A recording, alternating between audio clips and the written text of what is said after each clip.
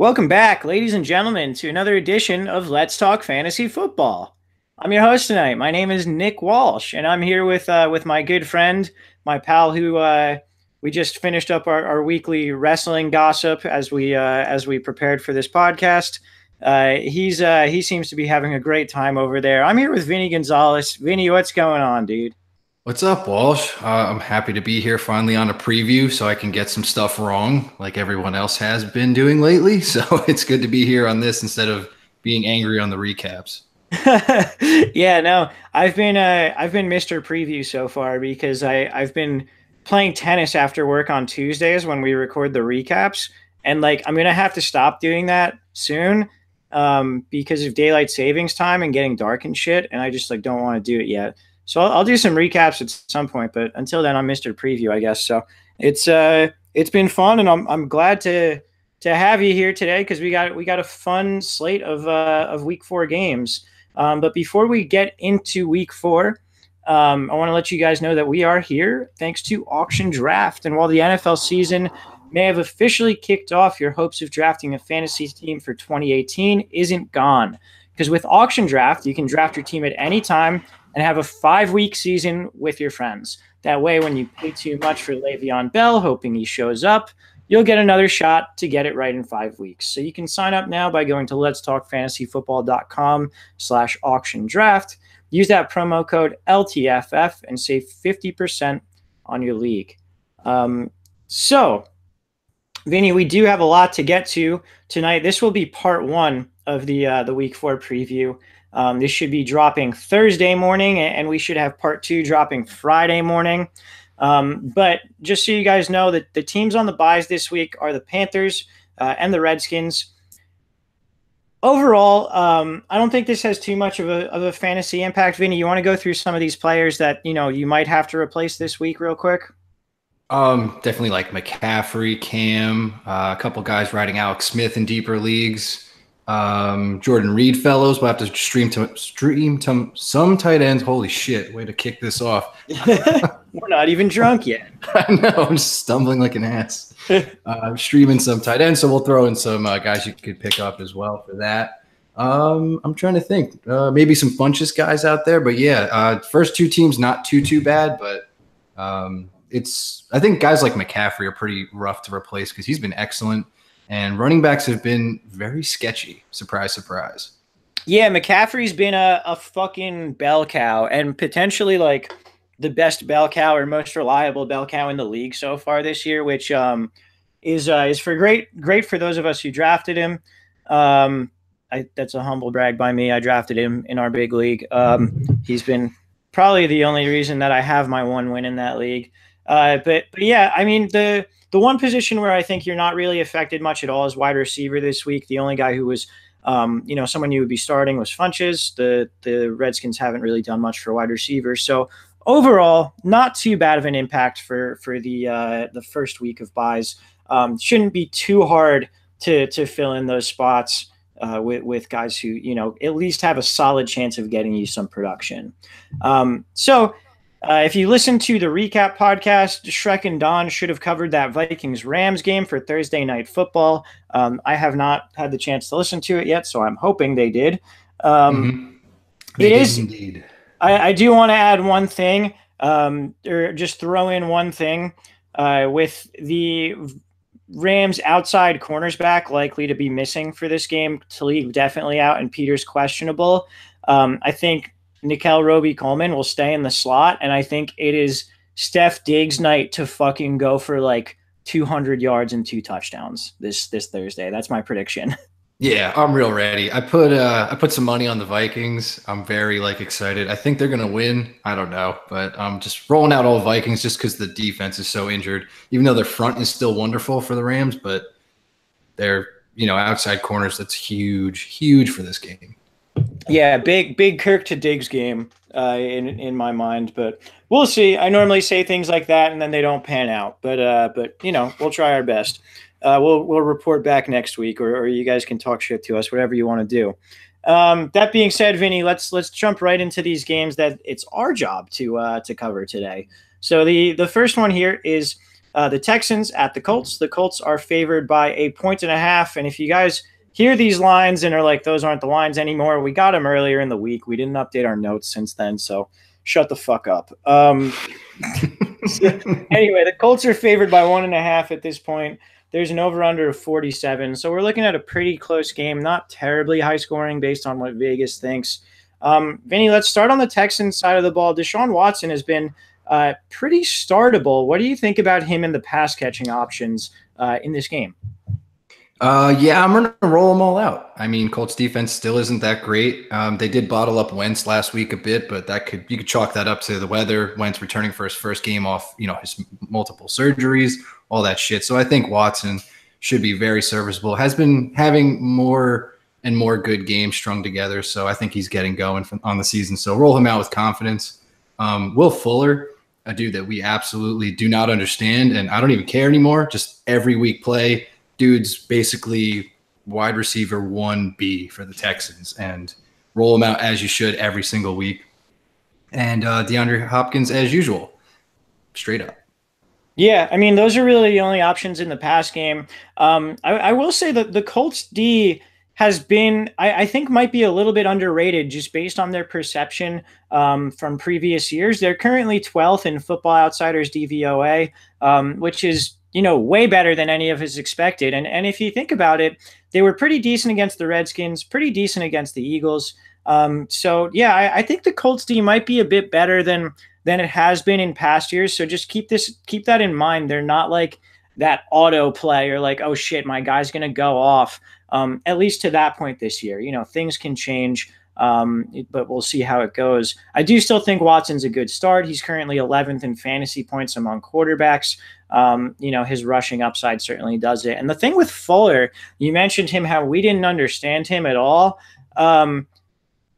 Now he's like got that like insane efficiency, and he's also getting like 10 targets a game. Like last year we were like, fuck this, because he would get like 3 targets and have two catches for 2 touchdowns and 90 yards. And we were like, what the fuck is this bullshit? But now that Will Fuller is getting like 10 targets a game, he's an elite, roll him out there every single week, don't even think about it type of guy at this point. So yeah, I'm right there with you on him, obviously Hopkins. And then what do you think about Lamar Miller, who got a little bit more work in the passing game this past week with them down and having to chuck the ball around a little bit? Yeah, I don't know. I own a lot of Miller, and he's very unexciting to own right now. And I find myself like switching up my teams a lot because I'm looking for upside plays, and Miller is definitely not an upside play. He's just there every single week. But he's also he's edging out Blue for sure in the backfield with like taking 76% of the running back snaps. But it's always so frustrating when they're moving into the red zone. You see Alfred Blue or Blue catching like a swing pass. Just like, come on, man, get the hell out of there. What are you doing? I don't know why they run Blue so much when Miller is a great pass catcher, as we know, but he might be more involved now that Bruce Ellington is, their primary slot kind of guy and is out for the year. I believe they put him on injured reserve yesterday or today. So maybe we'll see some more Miller action in the passing game, but he's definitely not a must play, but the Colts do give up a ton of points to the running back, as we've seen in the past. Wendell Smallwood just destroyed them last week. So if you have to play Miller, it's a good play, but his, floor and ceiling are very close together. Yeah, he's I think I described him last week as like the most meh player in the NFL, or at least the most meh guy to start in fantasy, where it's just like so unexciting. He's a fine start. That's about it. Let's move on to Indianapolis. The main story and what everyone's really talking about in Indianapolis is that they're really not throwing the ball downfield like they have in past years. Andrew Luck's average depth of target is way shorter than in past years, and it's completely because of his arm strength, and they're purposefully trying to do that. I don't know if you noticed this, Vin, but this past week at the end of the first half, they had like, a little 2-minute drive at the end.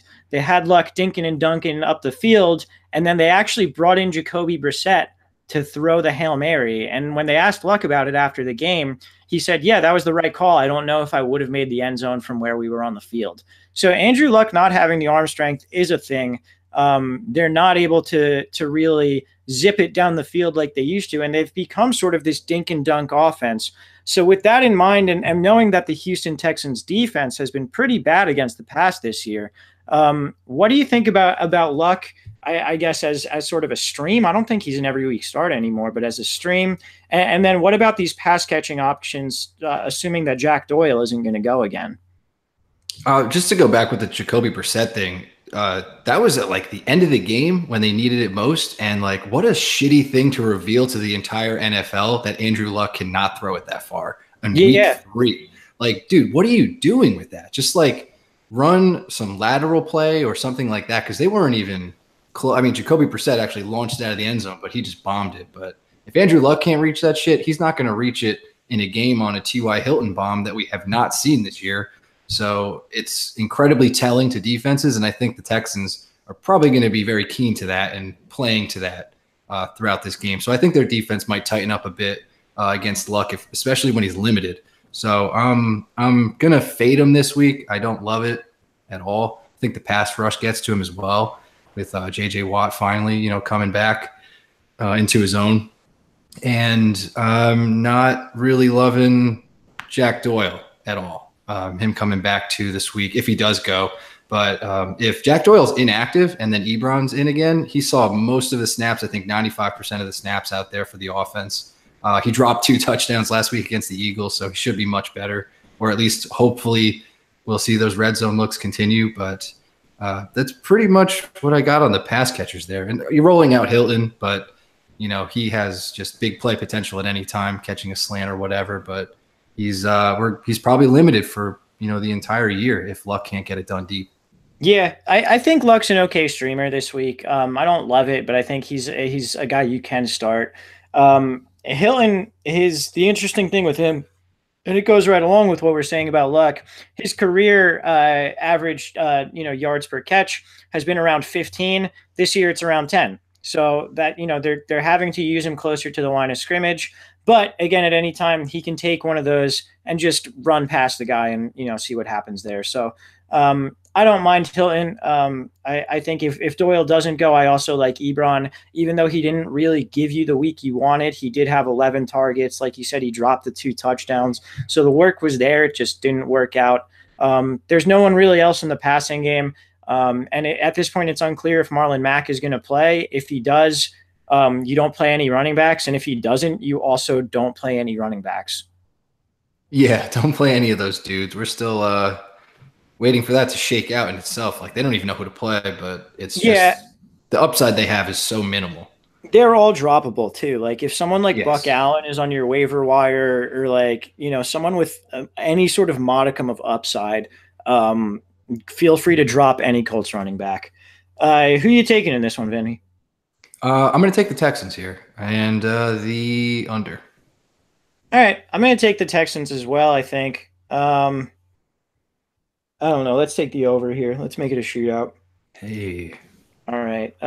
Bills at Packers. The Packers are a 10-point favorite. I'm sure that that line would be larger if the Bills hadn't pulled off the fucking shock of the year last week. The over-under here is 45.5, so not particularly high either. But the big story coming into this was the Bills just crushing the Vikings, just forcing turnovers, getting up big early, getting a short field, and Josh Allen showing really more poise than anyone sort of expected this early in his career, getting some rushing touchdowns, and the Bills getting a fucking win over a team that we thought might be the best team in the NFC.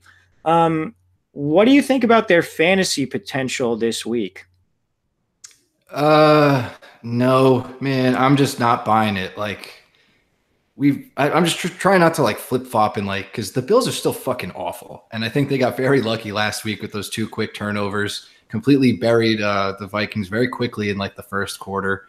So I am just still not about them. I don't really think there's anything to glean out of it. Like, Josh Allen was serviceable. I don't even think he broke 200 yards. No, he didn't.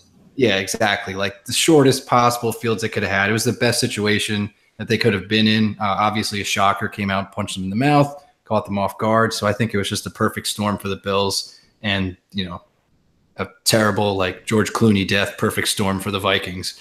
So it's just not something I'm buying into at all. The McCoy camera, should come back.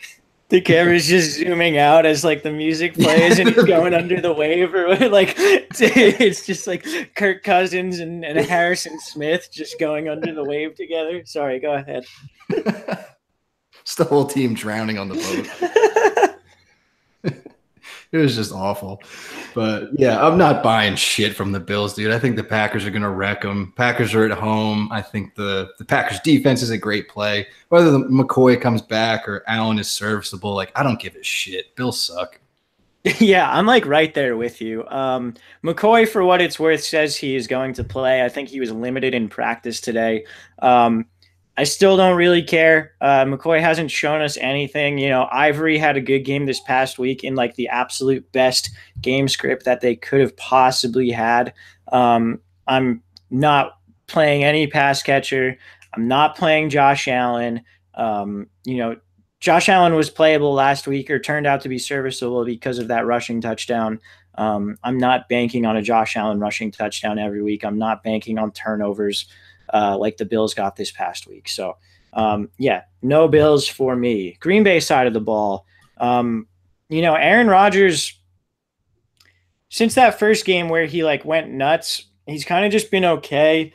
It seems like this injury might be affecting him more than it did in week one. Do you have any interest in moving to a different quarterback from him, or if you took him, you're playing him? Just dude, Rodgers is active. Roll him on your team.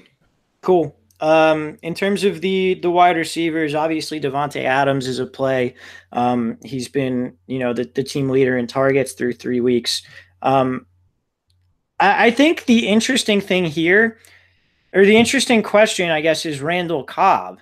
You know, he hasn't really had the production to match the looks he's getting, but he has 27 targets through 3 weeks. Been in between 6 and 11 in all 3 weeks. And I'm sending out feelers in almost every league I'm in to try and trade for Cobb right now because I think he's underperformed relative to the targets that he's gotten in an Aaron Rodgers offense. And I'm trying to catch people looking at his 4 catches for 30-something yards and a fumble and saying, I don't want him on my team, when in reality, 27 targets from Aaron Rodgers in 3 weeks is someone you absolutely want on your team.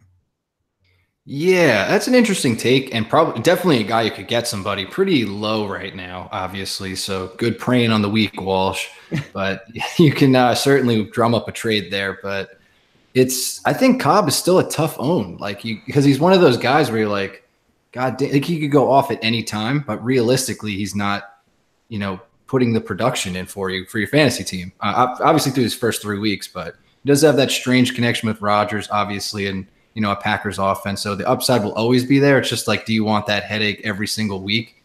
Like, I think if you're struggling at wide receiver and you just need like a 2 or a 3 to play every single week, Cobb is a great ad because you kind of have a forced play there anyway. And then, you know, he always has that upside to go off. Yeah. I mean, I look at 6+ targets from Aaron Rodgers each week and I'm like, yes, give me that. But I definitely, I know what you mean. He has been a bit disappointing early in this year, and I'm kind of betting on that changing. In terms of the other pass catchers, we've got Geronimo Allison and Jimmy Graham. Just for the sake of perspective, they each have Allison has 18 targets on the year. He's been in between 4 and 8 in every game. Graham has 19 targets. He has also been in between 4 and 8 in every game. I think Graham's an easy guy to roll out at tight end. Do you have any interest in Allison, or is he just kind of sitting on your bench for now? I'm still going to bench Allison, I think.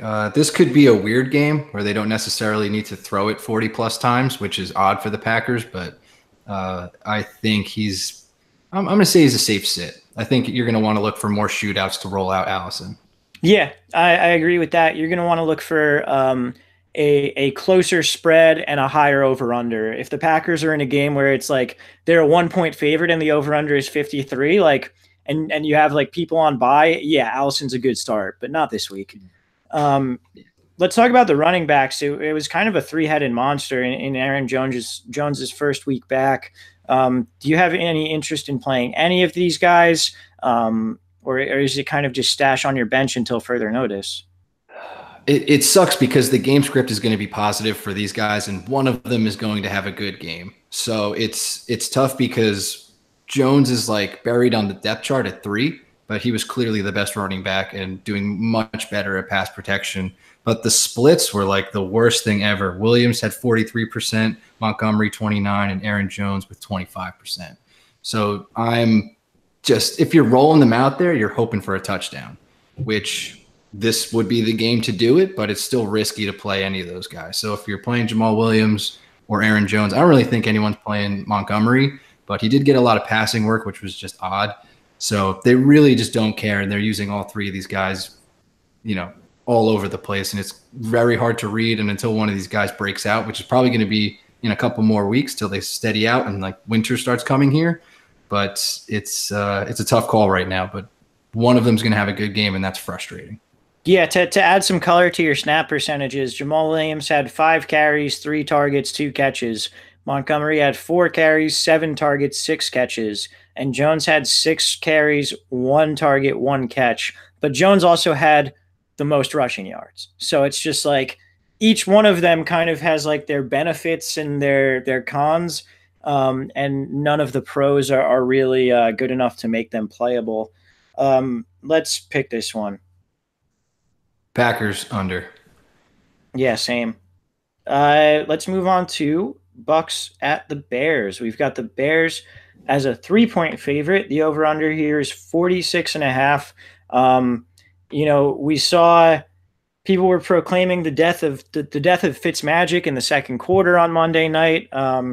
They were calling for his death a little too early. He was on the cart going, "I'm not dead yet," and proceeded to have a nice fantasy game for you. But Chicago has the number 1 ranked DVOA, but ranked by Football Outsiders so far this year.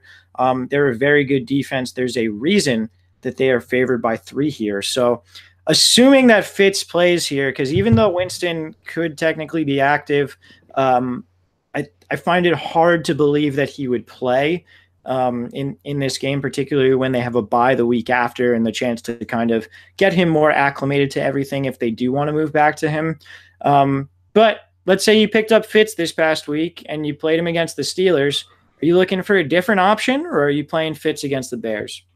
I'm dropping him, man. I'm picking up somebody else, Andy Dalton. We'll get to that later, but yeah, I would rather play him. Possibly even Tannehill against the Patriots too. So I just don't like the matchup. I think they're going to get after Fitz. I think the Bears win this game just because of their defense. Yeah, absolutely. I'm right there with you. This is, this is easily the hardest defensive matchup that Fitz has had this year. He showed the first 2 games his efficiency was ungodly. And then this past week, his efficiency regressed, but he threw the ball 50 times. So it didn't matter for fantasy points or even for his total yards. This might be the game where he doesn't throw the ball 50 times and he doesn't have that kind of efficiency. I think he's a very bad start. That being said, we've got Mike Evans out there. He's on the field the most out of all these receivers. He has the most targets this year with 30. You're rolling out Mike Evans, right? Yeah, Mike Evans and Deshaun Jackson, because Kyle Fuller sucks, and he has a chance to break a big play, and one of these guys is going to be on him on the outside. So I picture one of them getting a long touchdown, and you should play both of them just because the Bucs have been so hot, and you can capitalize on Kyle Fuller big time. Okay. I'm not on Jackson. I just the Bucs wide receiver like rotation is weird. Like the guy who's getting the second most snaps for this team is Adam Humphries at wide receiver, followed by Deshaun Jackson and then Chris Godwin. But Godwin had 10 targets. Deshaun Jackson had 5 this past week. Like it's really hard to predict who's going to do what in this offense based on usage, because the guys who have been the most efficient aren't the guys who are getting used the most. So I trust Evans. I don't trust anyone else. I think I'm starting to trust OJ Howard at the tight end, though. Went from 2 targets in the first week to 4 in the second to 8 targets this past week. We know he has big play potential. We know he has touchdown potential. I think OJ Howard's a guy that, until further notice, you can kind of roll out there. Yeah, I'm with you. I mean, obviously they used Bray as like a distraction. That was his first catch of the year on the first drive for them there. So Bray will still be there, drawing some attention, whatever. But OJ Howard should be lined up for maybe not like a massive breakout season, but certainly a playable fantasy tight end week in, week out. Yeah, I like that. Are you touching the backfield? Nah, man.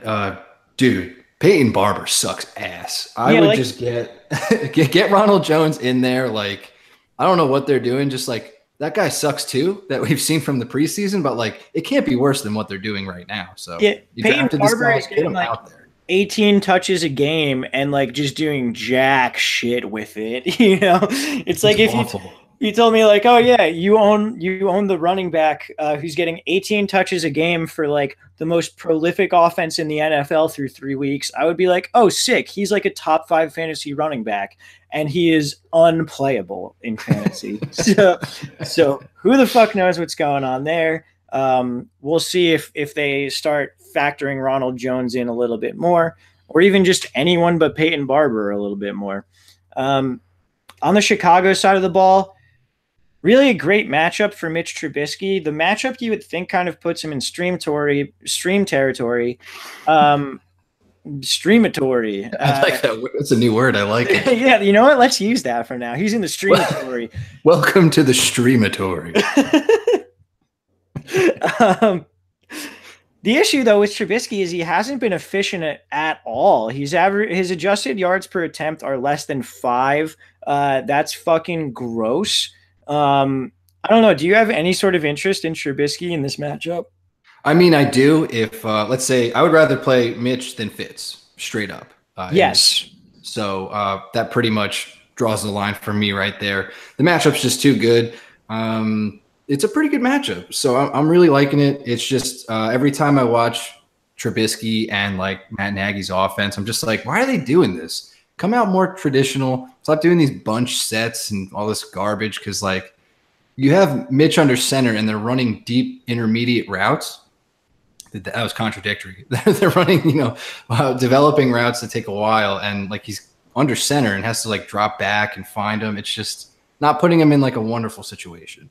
So I hope they just start going back to traditional things. But I like Mitch in this matchup. I love Allen Robinson. I even like Taylor Gabriel just because they're both like Allen Robinson, far and away #1 wide receiver on this offense, almost 30+% at the target share. And then you have Taylor Gabriel, who's been like fluctuating between 28% and like 35%, which has been absolutely crazy. They target him so often. Yeah, quietly has the same amount of targets as Robinson this year overall. The issue is that Taylor Gabriel hasn't really been efficient. But we know from the past that he's a guy who can break a big play at any time. So if he's going to be getting somewhere between 6 and 8 targets a game, he's a guy that you can play, or at least you should own. Because I think he's a guy who's out there in a lot of leagues right now. So if you're in a situation where, Funches was your guy and you're just fucked on your bench, or maybe you've been starting Larry Fitzgerald and Chris Hogan for the past several weeks and you're sick of it. I wouldn't know anything about that. Yeah. I don't know anything about drafting either of those guys in a bunch of leagues. But yeah, maybe that's the case. Gabriel's a pretty good pickup. And with the idea that Chicago's passing offense will become more efficient as this season goes on, Gabriel stands to benefit from that for sure. The other question on this offense, because I think we can both agree that Howard is a weekly start, and that Cohen probably shouldn't be started. Am I wrong on that? No, you're pretty much dead on. They involve him in weird ways at odd times. I'm sure that'll get better as the season goes on. And of course, bye weeks will hit, and then you might have to make a desperate flex play or something like that. But until we see more out of Cohen, he's a safe sit. I'll like watch a game of theirs and like finish watching it and be like, oh, Cohen must have had like 11 PPR points and then he had like 4. I'm like, how the fuck did that happen? Dude, the first what was the Monday night? Was it The Bears? the Packers one. Yeah, okay, yeah, the Sunday night one. Dude, I was like, they're using him so much, and after the game, I looked at like the stat sheet. He's like, he had 11 touches all game. I was like, he's just so dynamic looking and isn't doing shit yet. So he's Yeah. definitely a hold for me. And once bye weeks kick in, you'll need him. Yeah, definitely true there. The last question for them is Trey Burton. He's been getting 5 targets a game, and we know tight end sucks ass. I think this is a pretty good matchup, and I do own Trey Burton in a couple places, and I think I'm going to be rolling him out. Yeah, I mean, tight end's so terrible, and Trey Burton's commanding some targets, and they do oddly designed plays down at the red zone, and they usually involve Trey Burton, so I like him. Cool. I'm going to take Chicago and the under. Yeah, I will also take the Bears and the under. All right. Dolphins at Patriots, and then we'll take a quick break. But first, Patriots are 5.5 point, or sorry, 6.5 point favorites at home. The over/under here is 47.5. This is weird. The Dolphins are 3-0, but like they kind of suck. Their defense has been good. They're third overall in Football Outsiders DVOA, which I've been mentioning that metric a lot. I should probably explain it. It's sort of adjusted for opponent. It's adjusted for like different efficiency sorts of things. It's kind of what I use as really more of a true marker of defensive efficiency and defensive skill, as opposed to kind of, like yards per game or scoring per game, that kind of thing. So take a look at footballoutsiders.com. You can learn more about that if you'd like to. The Miami defense is third in the league in DVOA so far this year. So the defense has been pretty good, but their offense is just like weird and gross. And they have some high scorers, but it's just very weird. I know you mentioned Tannehill earlier in this podcast as a potential streamer, which I think makes sense against what's been a bad New England pass defense. But like their offense hasn't really been able to sustain drives. It's kind of just been a big play offense more than anything else. And I don't know that I like him as much as some other guys. Talk to me about Tannehill and try and sell me on him if you want to, or don't. I don't give a fuck. So, I mean, I think their offense is set up to kind of do like replicate what the Lions did to the Patriots Sunday night, which they have the skill players to do it with Kenny Stills, Parker coming back, and Danny Amendola over the middle. So I think they have enough firepower to get that done. So I like Tannehill as a stream just pretty much based off of that and the fact that should they like fall to the Patriots early, which totally could happen. We've seen the Patriots rally their shit so many times, which is why they're heavily favored despite having the worst record than the Dolphins at this time. But man, I don't know. I don't see the Patriots defense has been terrible, straight up terrible. So I think they're going to get beat. Kenny Stills is probably going to catch a deep bomb. I really like Kenny Stills' matchup because I think is Eric Rowe coming back because he's just god awful, dude. And they really don't have any replacements that are good enough to keep up with these guys. So I think they have enough skill players to get it done, and they've done some weird shit with some special plays that they just made up. So I do like Tannehill as a streamer here. Okay. Yeah, that's fair. I feel like their offense over the first 3 weeks has been like uh hocus pocus and trickery. It's been like Jakeem Grant has like 5 touchdowns, but is on the field for like 4 snaps a game. It's like shit like that. It's just like I don't trust it for shit. But anyway, you're probably right, and I'm probably wrong. You talked about Stills. For me, he's such a low target. They spread the ball around so much in this past game. Stills is getting like 4 to 5 targets a game, and he's just so big play dependent, so touchdown dependent. If they're going to start any of their wide receivers, it's him. He's on the field the most, but I don't really trust any of them.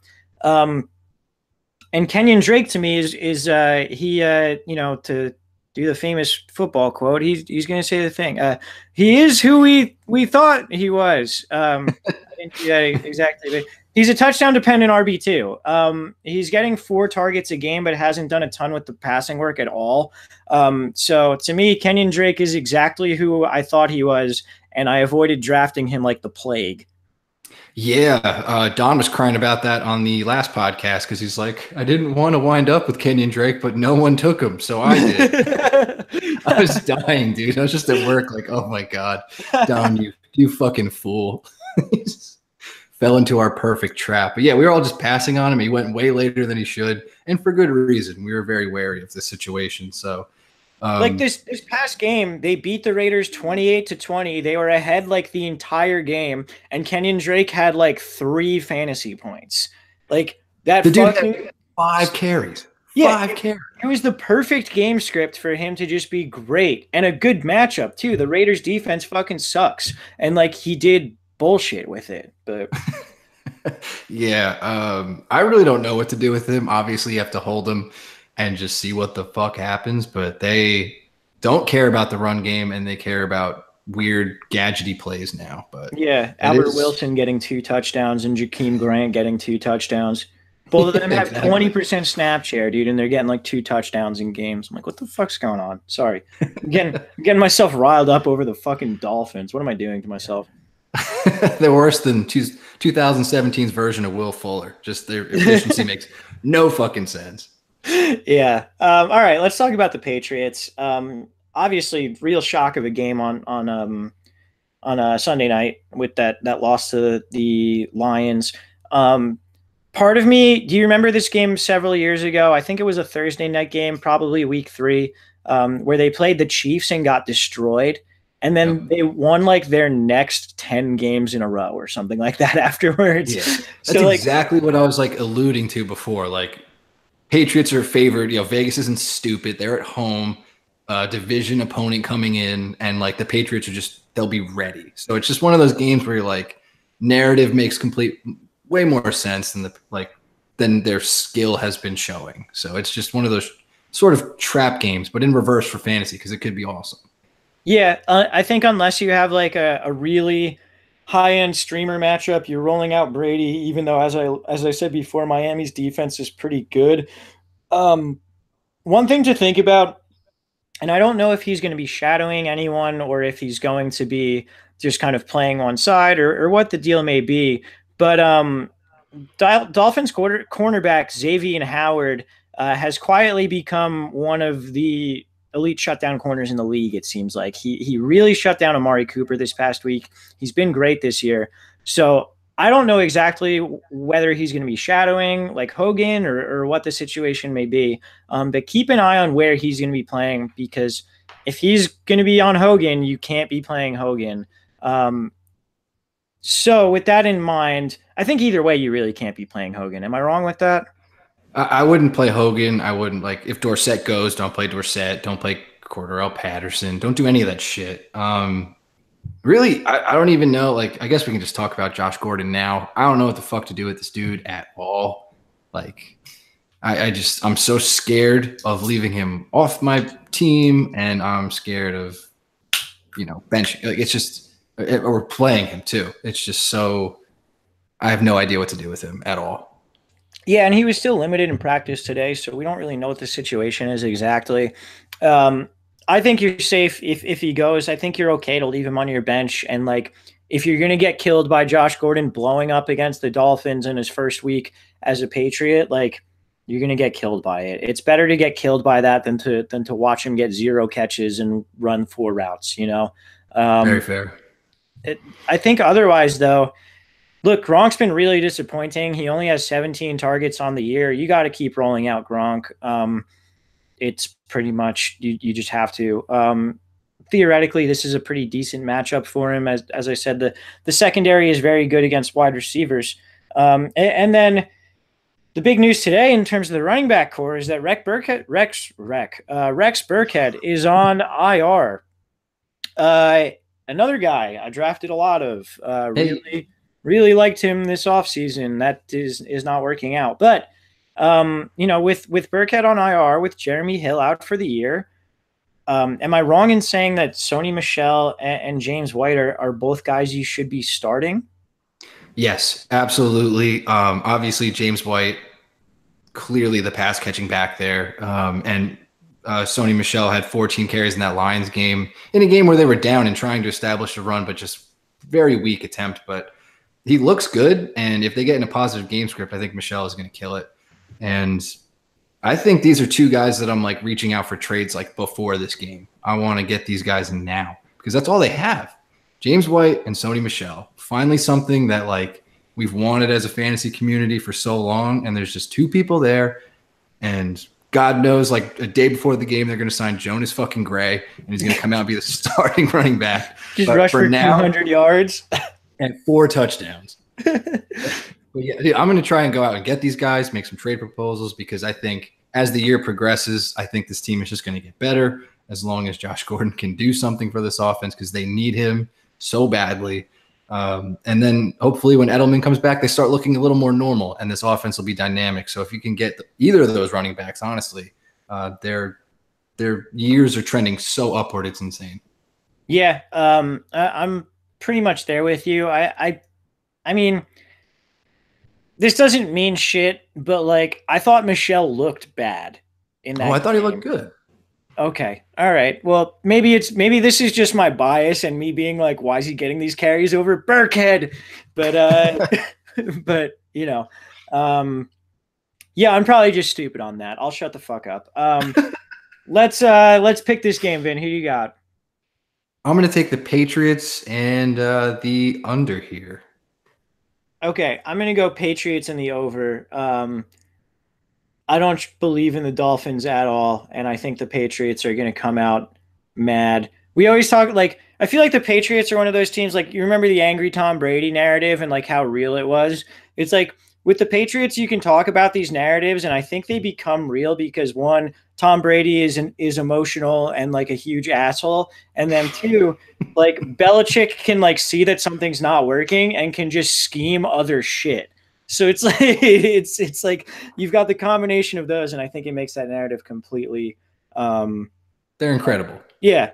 Anyway, let's take a quick break, and we'll be back with 3 more games before we get to some listener questions.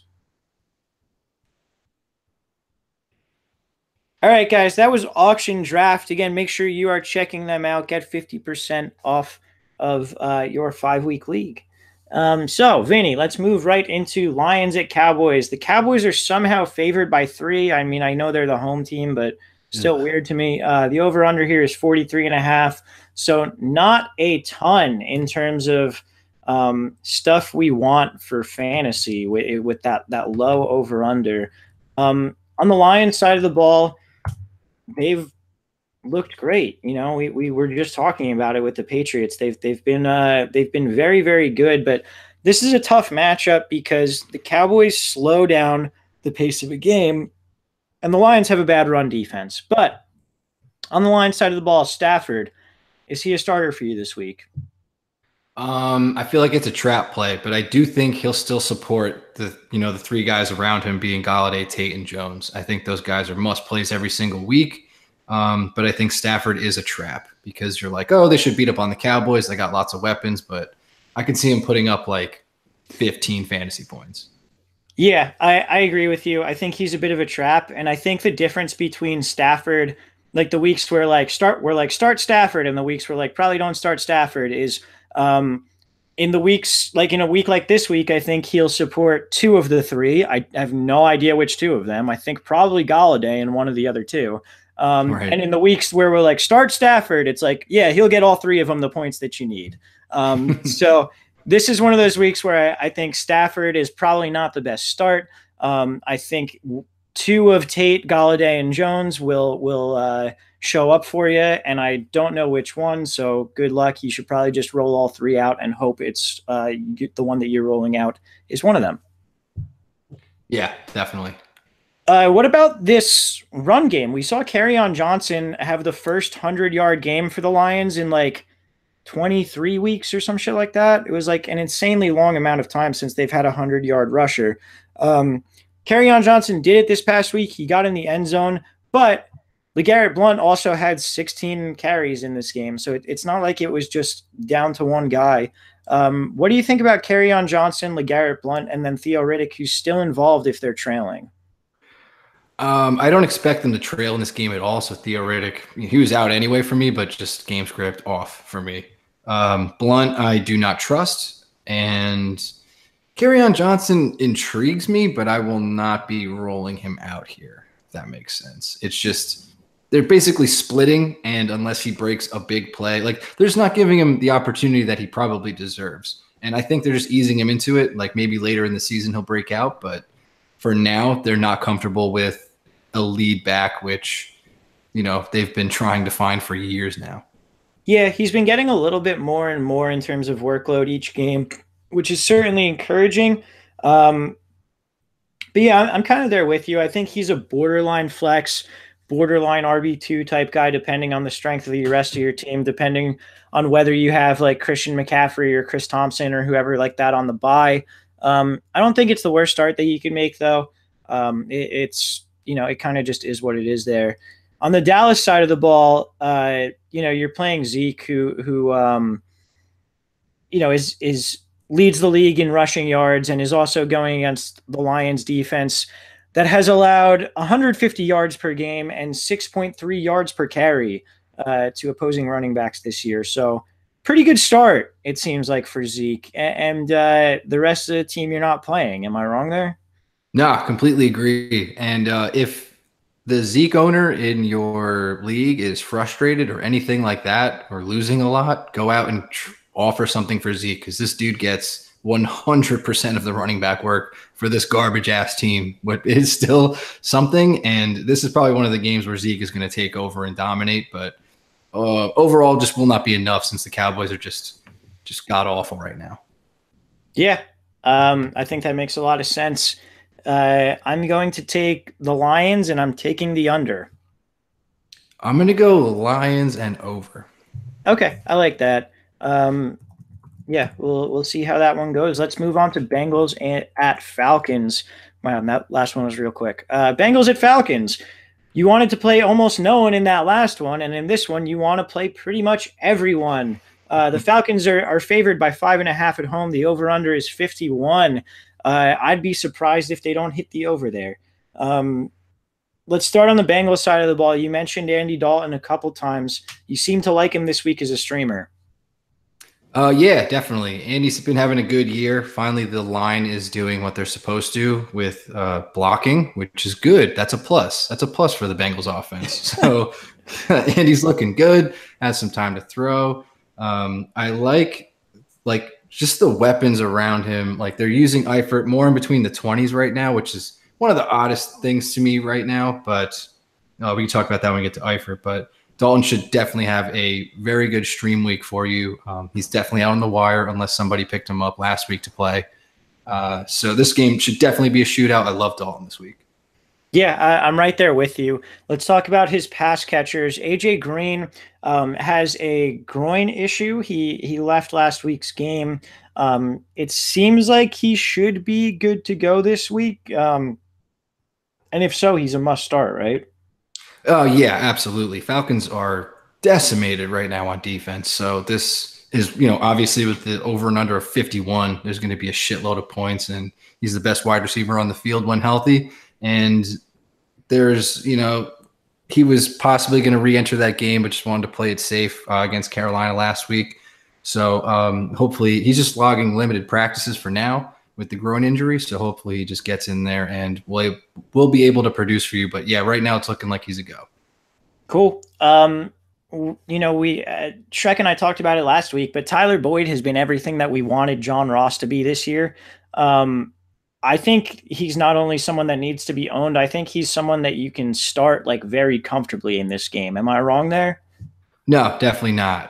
Especially in this shootout type scenario. Definitely play Boyd. He's been seeing anywhere from 7 to 10 targets a game. He's finding the end zone. He's way better than Ross right now, and probably will be for the rest of the year. So he's definitely a gem people found early on the waiver. If he's still there, absolutely go at him. And he's certainly playable in this matchup and potentially could be wide receiver 3, creeping up to wide receiver 2 throughout the year. Yeah, I like it. And then you mentioned Eifert and his increasing role. Talk to me a little bit about what you think his prognosis, whatever. What do you think he's going to do this week? Yes, doctor. Oh, doctor. So with Eifert, they're using him mainly in between the 20s, but they're utilizing him more and more as the weeks progress. So he's a guy I've been holding on to. I just keep him there, play him on tight end every single week, like hope it hits. And last week was his best week by far, the most involved week for sure. So I guess his health is holding up, and if all goes well, I hope they move him into like a red zone role, which they have not had him in really at all. They they have Ozumoa, which I never say his name right, and Tyler Croft. They use a lot down there, who are the other two tight ends on the team, which is very odd because Eifert's supposed to be a red zone threat. But once that starts hitting, I think Eifert's going to be really good for the rest of the year. But I'd like to see him in the shootout and hopefully get involved in the red zone. Yeah, they seem to really be easing him back into the production that they expect from him. But he did get 8 targets this past week. That's a good sign going forward. Gio Bernard might be the best running back play of the week. Atlanta has just allowed 14 and 15 receptions to running backs over the past 2 weeks. We know Gio can catch the ball. Gio, like if you're in a PPR league, or if you're playing DFS and you just want to play Gio, you want to play Gio as much as you possibly can this week. You want as much Gio as possible. Yeah, absolutely. And they had Mark Walton active. He didn't do shit. He came in just to give Gio some breathers. Gio took 95% of running back snaps that game against Carolina and did pretty well. Got 10 targets, 60 yards on the ground and a touchdown. So in a shootout type scenario like we're expecting this to be, Gio is a wonderful play. The only problem is Mixon has been practicing and could possibly play this game. What? So, I had no idea. Yeah, it's very premature. Fuck. And I kind of, I mean, even from a Bengals fan standpoint, I'm like, please don't rush Mixon back, like at all. Like you can just hold him, man. Like Gio's I think fine. they can win this game with Gio too. Like 100%. I think this is a winnable game, but I don't know. It seems like they shouldn't rush Mixon back, and I don't know. I hope he's inactive for this game, just because like let that shit heal up. It's been a week. Like I get they had the long week with Thursday to a week and a half pretty much. So I don't know. It just seems too soon for Mixon. But if you are a Mixon owner and he's active this game, you have to fucking play. Yeah, absolutely. I think you're dead on there. Let's talk about Atlanta. Matt Ryan's been stellar the past couple of weeks. I don't see any reason for that to stop. Is he streamer? Is he definite start for you? He's a definite start for me. I think you should pick him up. It's looking like the old Matt Ryan, which had the career year MVP year. So this is certainly a game where he's going to light up the scoreboard as well. Because the Bengals have just been, just as bad as the Falcons with letting up points to the QB fantasy-wise, despite having some pretty good players, if I don't say so myself. But it's not been clicking for them on defense. So Matt Ryan's a great play, and so are theoretically all the pass catchers here. Yeah, absolutely. Julio Jones, great play, even though he hasn't caught any touchdowns yet. Calvin Ridley, who, where the fuck did that come from? Jeez. Blew the fuck up. 3 touchdowns, 140 yards. I said after week 1, I didn't think he needed to be owned. This is me saying on the record, he needs to be owned. Probably needs to be started. But yeah, obviously a great play. What do you think about Sanu? Well, revenge game, Walsh. Rule number 1. Oh, fuck. Always look for the revenge game, dude. You're right, the revenge narrative. So I could see his stat line being like 6 targets, 4 catches, 40 yards, and a touchdown. But that doesn't necessarily mean I'm rolling him out there. I'm sure you have some better options with better opportunity. But if you must play Sanu, Matt Ryan did look his way an awful lot last game in the shootout with the Saints. Actually, got my favorite play in fantasy is when he scores a touchdown and then gets the 2-point next, because you're like, he can't possibly do this back-to-back, and Sanu got the back-to-back, and I love that play. That's great. And then Austin Hooper, I think, is interesting. His targets the first 3 weeks have been 4, then 5, then 4. So he hasn't gotten a ton of volume, but the Bengals have allowed a lot of receptions, a lot of yards to tight ends. And Hooper seems like a guy who maybe gets in the end zone this week in what should be a high scoring game. Are you in on him or out on Hoop Daddy? I love Hoop Daddy, but All right, cool. he's just like, throw him in, play him. It's tight end. Who cares? Yeah, I mean, we've been talking about how gross tight end is. You could do grosser than Hoop Daddy. And then the last guy we got to talk about is Tevin Coleman. What do you think about him this week? Freeman is trending upwards, I saw, which means fucking nothing. But if he starts logging practices, be a little concerned. Obviously, check if he's active or not before playing Coleman. So just keep an eye on that for Sunday. If Freeman's inactive, play Coleman as you would. And if Freeman is active, I think you could sneak him into the flex because that's what Tevin Coleman is if you need him. Yeah, that's definitely fair. The Bengals defense just gave up 230 yards to running backs this past week. So you're probably not going to sit the starting running back against them this week. Or even, as you said, if both guys go, 230 yards is enough for both guys to have a decent game. So who you got in this one? I'm going to take the Bengals and the over. I'm gonna do the exact same thing. I think this is I think this game is gonna like blow the fuck out, like potentially like up into like 40s for both team totals. Should be really fun. I've also been very high on the Bengals. Let's go from what should be a very high scoring game to what should be a very low scoring game with the Jets at the Jaguars. Jaguars are favorites by 7.5 here. The over under is 38.5. Anytime an over-under dips below 40, we know we don't want to start anyone except for maybe a running back. And I don't think that changes here, where I think the only guy I want to play is Leonard Fournette. Am I wrong here? No, that's dead on. We could sweep that through. Just Fournette, man. And I hope he isn't limited in any fashion, but if he's coming back to play, you fucking play him. Yeah, just to not spend the smallest amount of time ever. The Jets have been pretty good against the pass, but they've been susceptible to the run. So that's why I like Fournette so much. We're hoping he plays this week. If he doesn't, then you kind of deal with it from there. I said he's the only guy I want to play, but I guess I'm still intrigued by Quincy Enunwa. The Jags in the slot aren't as strong as the Jags on the outside. And we know Enunwa gets most of his work in the slot. Do you have any interest in him at all?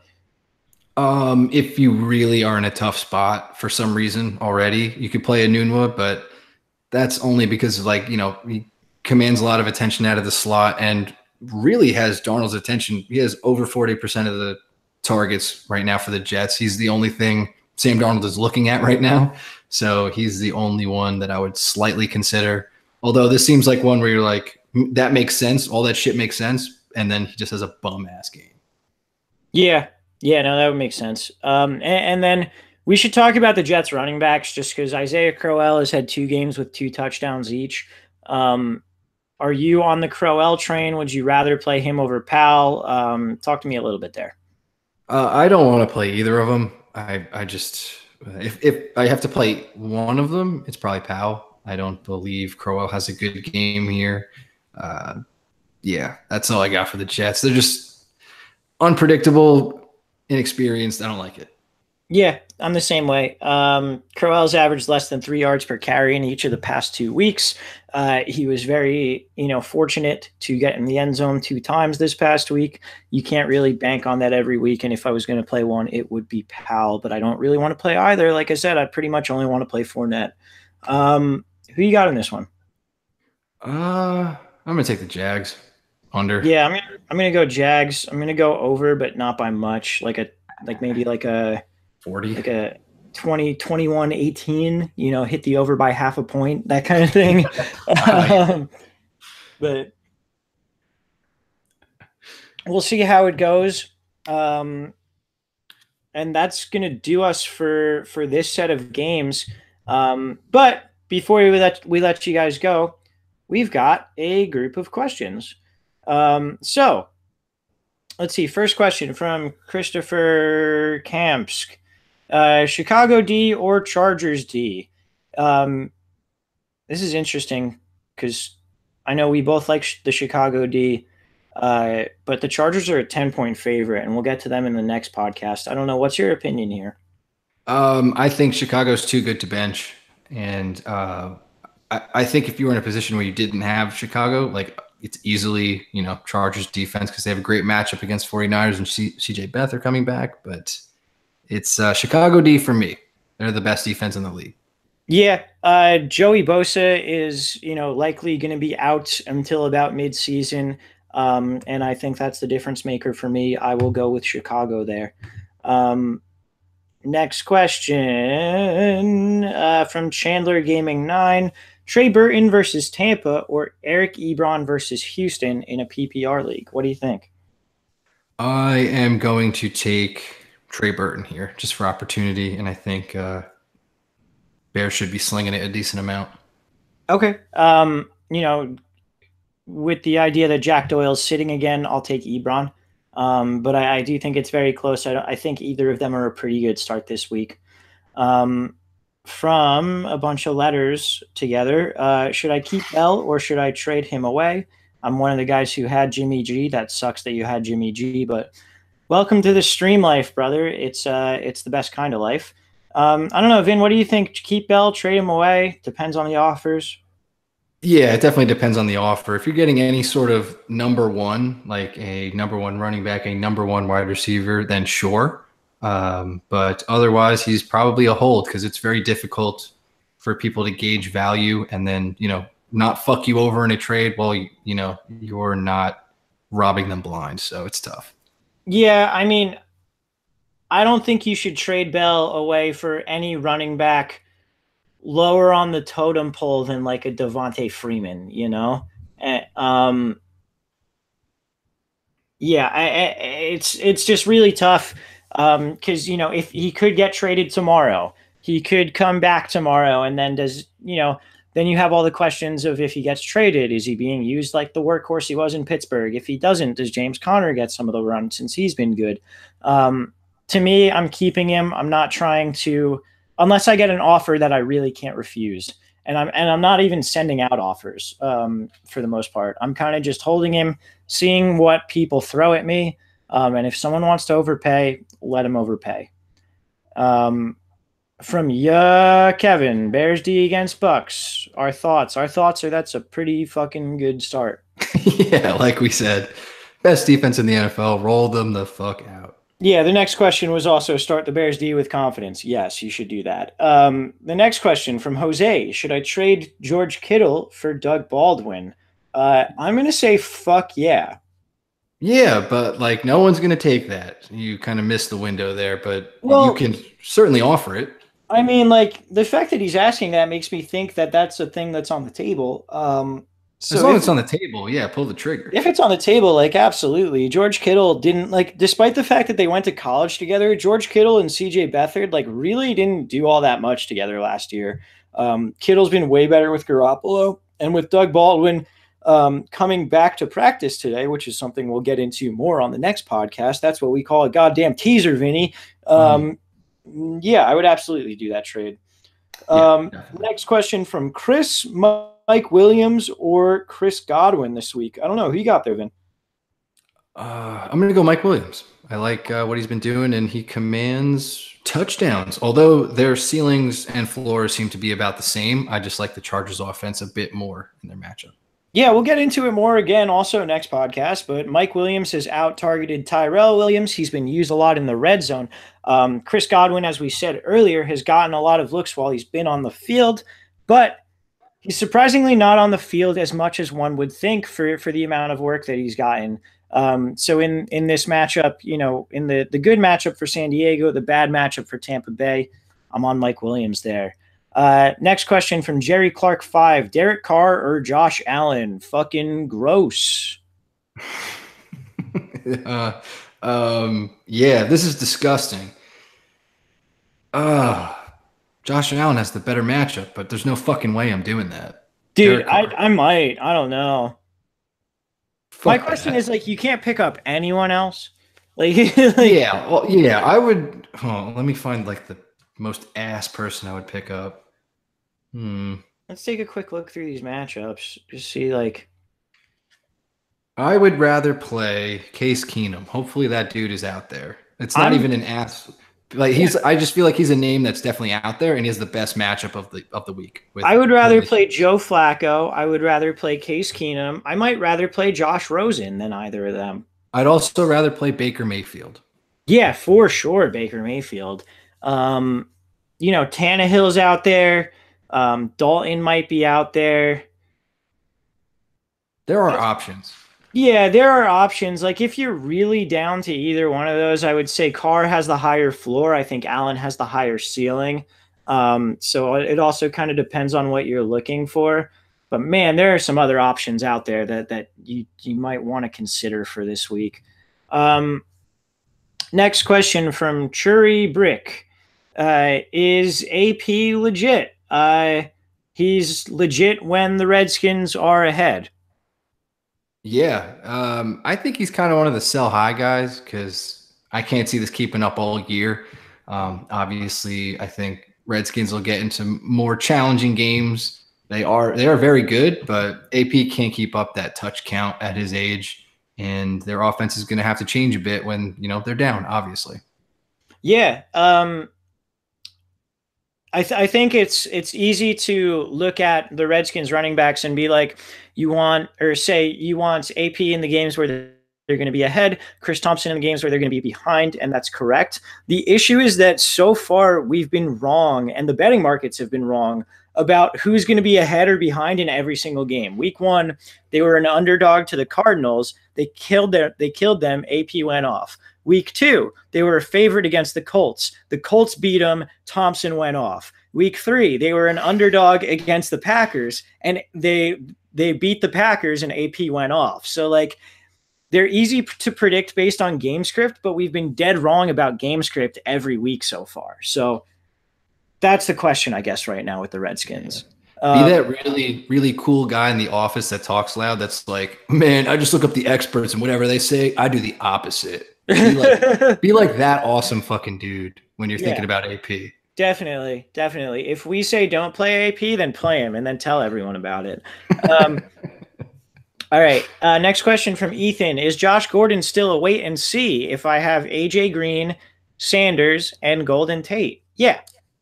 Oh, absolutely, man. What a core, by the way. Bravo. We'll clap it Yeah. up to Ethan here. But yeah, that's the best situation you can possibly be in because there are people that are in like I need Josh Gordon to be amazing, like Randy Moss style. And you have a great core. And I think if he has a good game, fucking sell him. Yeah, that's a situation where unless you're really struggling at some other position and there's someone in your league that covets Josh Gordon, like you said, best situation to have because you don't need to play him, but if he starts doing really well, you start playing him. Um, Last question from Reps89. Half point PPR, Millard or Bernard slash Diggs or Ridley? Wait. Two questions, Walsh. Oh, all right, cool. Sorry. Lamar Miller or Gio Bernard, and then Stephon Diggs or Calvin Ridley. This is It's not tough. difficult for me. Oh, I think it's tough for Miller Geo, mainly because ambiguity with Mixon right now. But Okay. obviously, if Mixon's out, you play Geo. If Mixon's in, you play Miller. And then I'm going to assume Diggs for both of us. Yeah, that's dead on. I mean, I said before, I think Diggs is going to go for 200 yards and 2 touchdowns this game. Yeah, for me, it's Gio and Diggs unless Mixon is involved, in which case maybe you go to Miller. Um, yeah, that's going to do it for us for part 1 of the Week 4 preview. Vinny and I will be back with part 2. We've got a tight 7 games. We may have some questions. Our fearless leader Shrek has not sent them to us, but I'll see if we get them yet. And if not, then we'll just be back with the tight 7 games. Vinny, you got anything else for the people before we leave them? No, Godspeed. Hope everyone enjoys the Thursday night game, which, God, please be good. This should be a really good game. But Yeah, it's I'm fucking pumped for it. Yeah, enjoy the game, the Thursday night game, guys. Start Steph Diggs everywhere. And for Vinny, I am Walsh. Later podcast. All right. I'm gonna grab a couple more beers and take a piss. oh, same. Cool.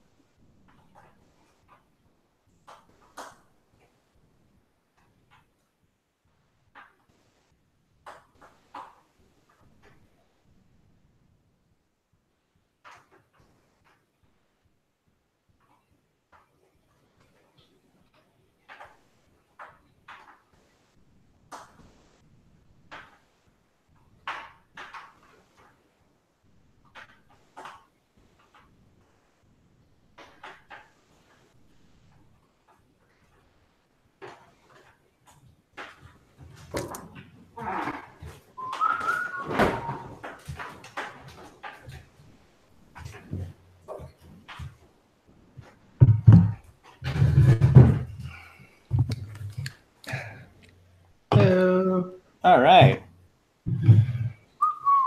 What was that, an hour? A little less? Maybe a little bit more? Yeah. Shit. Shrek said he'll have questions over, so we can just start, and I can just read them off the phone when we get to them. Word. Works for me, dog. Tom was sending a bunch of gifs of like gay stuff to our text, and the first one I don't think he realized, but it was that Japanese wrestler named Razor Ramon Hard Gay, and it's just him in all leather, just like humping the air. It's fucking great. That's awesome. Um, Send him that one. I don't know if you remember, like a long time ago, you're like, I think you're the only one that would appreciate this. And it was some kid like blowing a teddy bear like with a dildo strap on. It's like, this is the greatest thing I've ever seen. Yes, of course. Oh man, that was so fun. I think about that often. I don't think I've thought about it since then. The most intense GIF I've ever seen. And you were only comfortable like sending that to me in private. I'm like, yeah, that makes a lot of sense. All right. And on that note, let's podcast about football. All right. Ooh. Welcome back, ladies and gentlemen, to another edition of Let's Talk Fantasy Football. I'm your host tonight. My name is Nick Walsh, and I am here with my good pal, Vinny Gonzalez. Vinny, what's going on, dude? What's going on, Walsh? I'm ready for the more drunk version of part one. Yeah, it's part two of the week four preview, otherwise known as the weekly part where whoever is doing this takes about a 5 minute break, even though you hear it the next day, and we keep drinking beers. So this is the part where we start 3 beers in and finish about six beers in. So anyway, Vinny, with that out of the way, now that we've gone inside baseball and explained exactly how this is going to go. We're here because of auction draft. So while the NFL season may have officially kicked off, your hopes of drafting a fantasy team for 2018 is not gone.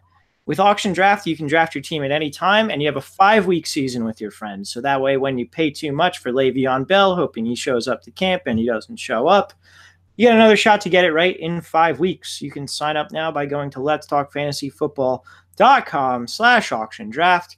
Use the promo code LTFF. Save 50% off your league. All right, Vin. We got 7 games here. We got some listener questions. And I think we're ready to rock and roll. So let's jump right into it. We'll go Eagles at Titans. The Eagles are a 4-point favorite on the road, and the over-under here is 41.5. So not a ton really expected in terms of scoring during this game. We don't particularly like that from a fantasy perspective. But Carson Wentz in his first game back this past week was pretty decent. What do you think about him this week? Yeah, he started off very sexy and then kind of showed some rust. So I think that'll continue to shake out. But I don't love this matchup as the away team going against the Titans, whose defense has been pretty good. So I'd be nervous to roll out Wentz. I think a lot of people are doing it, but I would advise against it. Maybe look for an Andy Dalton or some other guys we've talked about. But I would imagine most people roll him out, although I am scared. Yeah, I'm right there with you. I'm not in love with Wentz. I think if you drafted him, one, weird, and two, you don't need to play him. There are other plays. So let's talk about his pass catchers a little bit. I think up until this past week, we were pretty much comfortable with Zach Ertz and Nelson Aguilar in terms of Eagles pass catchers. Has that list just narrowed to Zach Ertz, or are you still on Aguilar? I could still see Aguilar being, pretty deep. Like it's just he gets so many looks and will, be part of like the short game, which I think Wentz targets a lot. Then he goes to like Ertz a lot, Aguilar a lot. It's just his touchdown upside is pretty weak, but in a game that it's gonna be very low scoring. So I think Aguilar could work up some PPR points, but not in any other sort of fashion. Like I don't see him finding the end zone or anything special like that. So if you have a better matchup based play, like a Tyler Boyd, even a Mohamed Sanu, I'd probably prefer that over Aguilar. Okay, that's fair. I think it's worth noting that a lot of Aguilar's volume-based production has come with Nick Foles in his career. So at the beginning of last season with Ertz, Aguilar was sort of a mid-volume, like somewhere from 5 to 7 targets, would occasionally get in the end zone, that kind of thing. And a lot of the stuff where he was getting these 8, 9, 10 targets came with Nick Foles. So I don't know if that chemistry is entirely there with Aguilar as much as it is with a guy like Zach Ertz. The interesting thing in that pass game, so there's a couple. One, Alshon Jeffrey is back to practice. He's limited in practice. We don't know really anything about his status this week, but it's possible he might be out there. So keep an eye on that. I think the other interesting thing was the emergence of rookie Dallas Goedert at tight end. This past week, he was on the field for 67% of the snaps with Carson Wentz, had 7 targets, caught all 7 of them, 73 yards and 1 touchdown. Obviously that's a hyper efficient performance, but we've been saying it the whole time. Tight end sucks. If you've got a guy who's going to be on the field for 67% of the snaps and Carson Wentz is willing to target him, do you have any interest in Dallas Goedert? Nah, fuck that. I don't like that at all, dude. All So right, I'll go fuck myself. I'm gonna stay away. Don't necessarily fuck yourself, Walsh, but like, I don't know, get lost or something. But it's not a bad take, but I'm gonna stay completely away from that. Rather play a very long list of garbage tight ends other than him. Because I feel like it'd get burned like, very hard. Like we saw Trey Burton sort of emerge at times when Ertz was out, and then sneaking a touchdown in random games last year. But I don't know. Just Wentz likes his tight ends, but it's just all Ertz straight up. He's gonna have a great game. 7 targets. 7. I don't give it shit. Okay. All right. No, that's probably a fair take and probably the right one. Like I'm probably just chasing points at this stage, but I don't know. I thought it was worth bringing up. Let's talk about the running backs. Ajayi should be back. We saw Smallwood get involved a little bit more or at least when I thought it was going to be Corey Clement's backfield to kind of own. I don't want any fucking part of it. Yeah, I will also take part in none of this. So I don't like it because no one's playing Smallwood. Like you could pick him up, stash him in a deeper league. Like I don't care, but you're not rolling him out here. And Clement, we just saw last week in a good matchup, just ceded all the good stuff to Wendell Smallwood and he got burned. So I don't like any of that. And I think Ajayi was still out of practice. So I don't even know if he's going to necessarily miss or be active, surprisingly. Regardless of his status, we've seen this backfield be completely unreliable. So stay far away. And this game should probably be relatively low scoring. So I'd kind of just stay away from all those guys because their touchdown upside is very limited. Yeah, absolutely. Onto the Titans side of the ball, Marcus Mariota is going to start this week. Don also, breaking news from the DON, he just texted us and said Rashard Matthews wants a trade, apparently, or some shit like that. I don't think that matters. I don't think any of this matters. I don't think you should play a single Titan. No. I will say maybe Dion Lewis, even though he's been very unreliable. This could be a game that gets away from the Titans early, and they will have to pass to him a ton because Derrick Henry is bad right now. Yeah, I'm a huge Dion Lewis owner. He only has 4 targets over the past 2 weeks combined.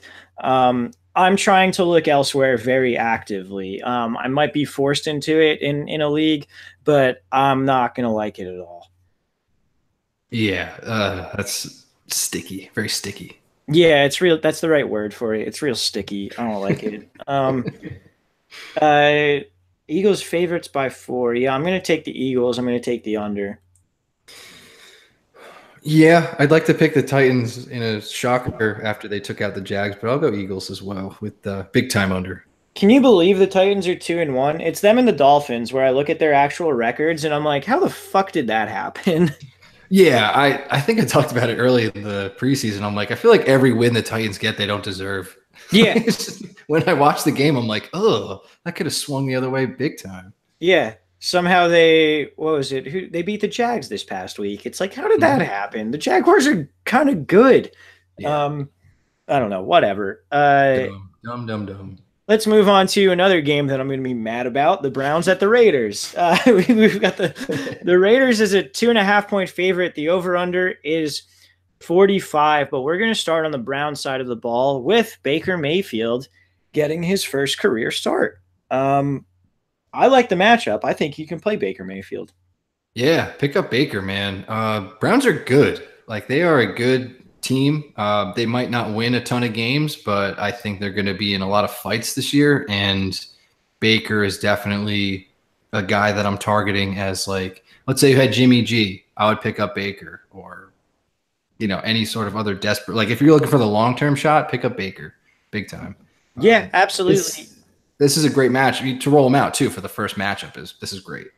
Oh yeah, 100%. I mean, the Raiders are 31st in Football Outsiders DVOA. That's bad. And like Baker looked really good this past Thursday against the Jets. He looked very, very good. And what you were saying with the Browns being good, like the Browns should be 3-0 right now. Correct. Like, and that's not even like that's that's like replacement level quarterback play and or a competent kicker gets them to 3-0. Not even like it's like either one of those two things gets them to 3-0.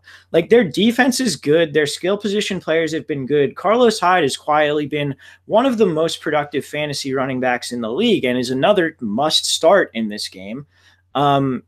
So yeah, they're good. I think you play Mayfield. I think you play Hyde. I think you play Antonio Callaway. Maybe not David Njoku, but I like those other guys. Yeah, I think I sort of breathed loudly when you said Callaway because he's just so like raw right now. I 10 need targets. I don't care, Walsh. I'm actually mad because I took a player prop bet with Callaway to have over 33.5 yards versus the Jets, and that motherfucker got 20 on like, 10 targets. Yeah, that's trash, dude. And, I mean, half of that was like Tyrod missing him by an inch when he should have had an easy touchdown. Right. But I could have had that bet locked up, sealed, and like on those routes, Callaway just looked lazy. I mean, Tyrod missed him, but dude, like try for the ball. Like he's just like, let it come to me, and then if it doesn't, I'm not jumping or anything. And we've seen people like Tyreek Hill, same stature, speed, like jump the fuck up in the air for some ball. So like that dude has to start playing. But yeah, they're skill position players.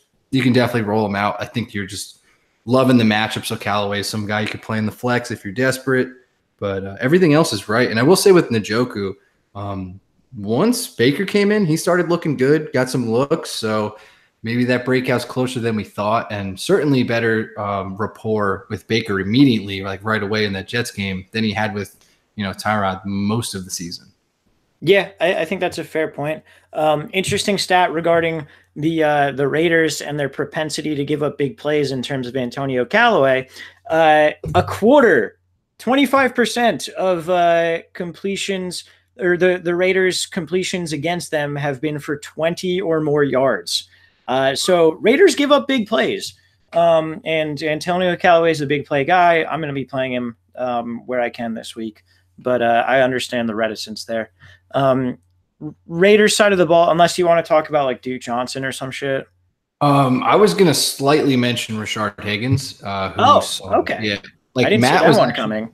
Yeah, so me and Matt did the recap, I think, last week, and he was saying, actually, no, we did the preview for the Thursday night Jets Browns. Right. About how Higgins is out there a lot, and he is seeing a higher snap share out there. So he's a radar guy. Like, just keep track of him, see what happens. Especially if Callaway starts, slipping shit up. But he is out there for a large majority of the snaps. He's a good wide receiver. Just need to see how he looks in the Baker-led offense for the Browns. Cool. I like that. Let's move to the Raiders side of the ball. Derek Carr hasn't really played terrible. He was bad in that first game. He hasn't played terrible in these past two. But I don't think he's a guy you really want to be playing against this Browns defense, which is fourth in DVOA. They've forced the most turnovers in the league of any defense. I think the Browns defense is a decent one to start in this game. They've forced a lot of turnovers. So I don't like Derek Carr. Do you like any of his passing weapons? And if so, which ones? Because God, does it move from game to game? Which one is getting the work? By my calculations, it is going to be a huge game for Martavis Bryant.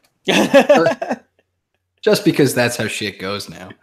Yeah, right? Gruden can't game plan around more than one person. He's just like, all Jordy, all Cooper.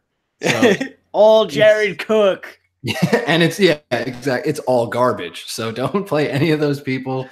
They're not trustworthy. And like Cooper's the biggest bummer to me because he's, at least I thought, was a very talented wide receiver who could be an easy lock for like wide receiver one on an NFL team. And he's been anything but. And we've just been trying to make him that for a long time. So I think all these guys are safe sits. Don't chase points with Jordy. You don't have to roll Cooper out at all. And, it's just – if you're playing Cook, sure. I think is he injured, Walsh? I know he's sort of banged up. I don't know if he's missing practice, though. He's been limited in practice, but he should be able to go this week. Yeah, Cook's a guy you can roll out. He's the one guy like tight end's so bad, and they like Cook a lot, so he's one. I'd rather play Dallas Goedert. All right, I would not. So Now, that is that was kind of me just being a dick. draw the line in the sand. um, so with these pass catching options, I'm gonna plant my flag on Cooper this week in terms of the person to play. Cleveland's allowed a decent amount of points to opposing wide receiver ones, and I think at this point Cooper's still their wide receiver one. I think you can also chalk last week up to I mentioned on part one of the week four preview, if you haven't listened to that yet, that I think Xavier Howard of the Dolphins is slowly but surely becoming one of the league's premier shutdown corners. And he was shadowing Cooper this past week. So I think Cooper has a chance to really sort of rebound. I don't think he should chase points with Jordy, who had a 66-yard catch and also a 61-yard catch this past week. That seems unlikely to repeat itself. So yeah, I'm on Cooper. I guess the only other guy to talk about is Marshawn Lynch. He has a touchdown in each of the first 3 games.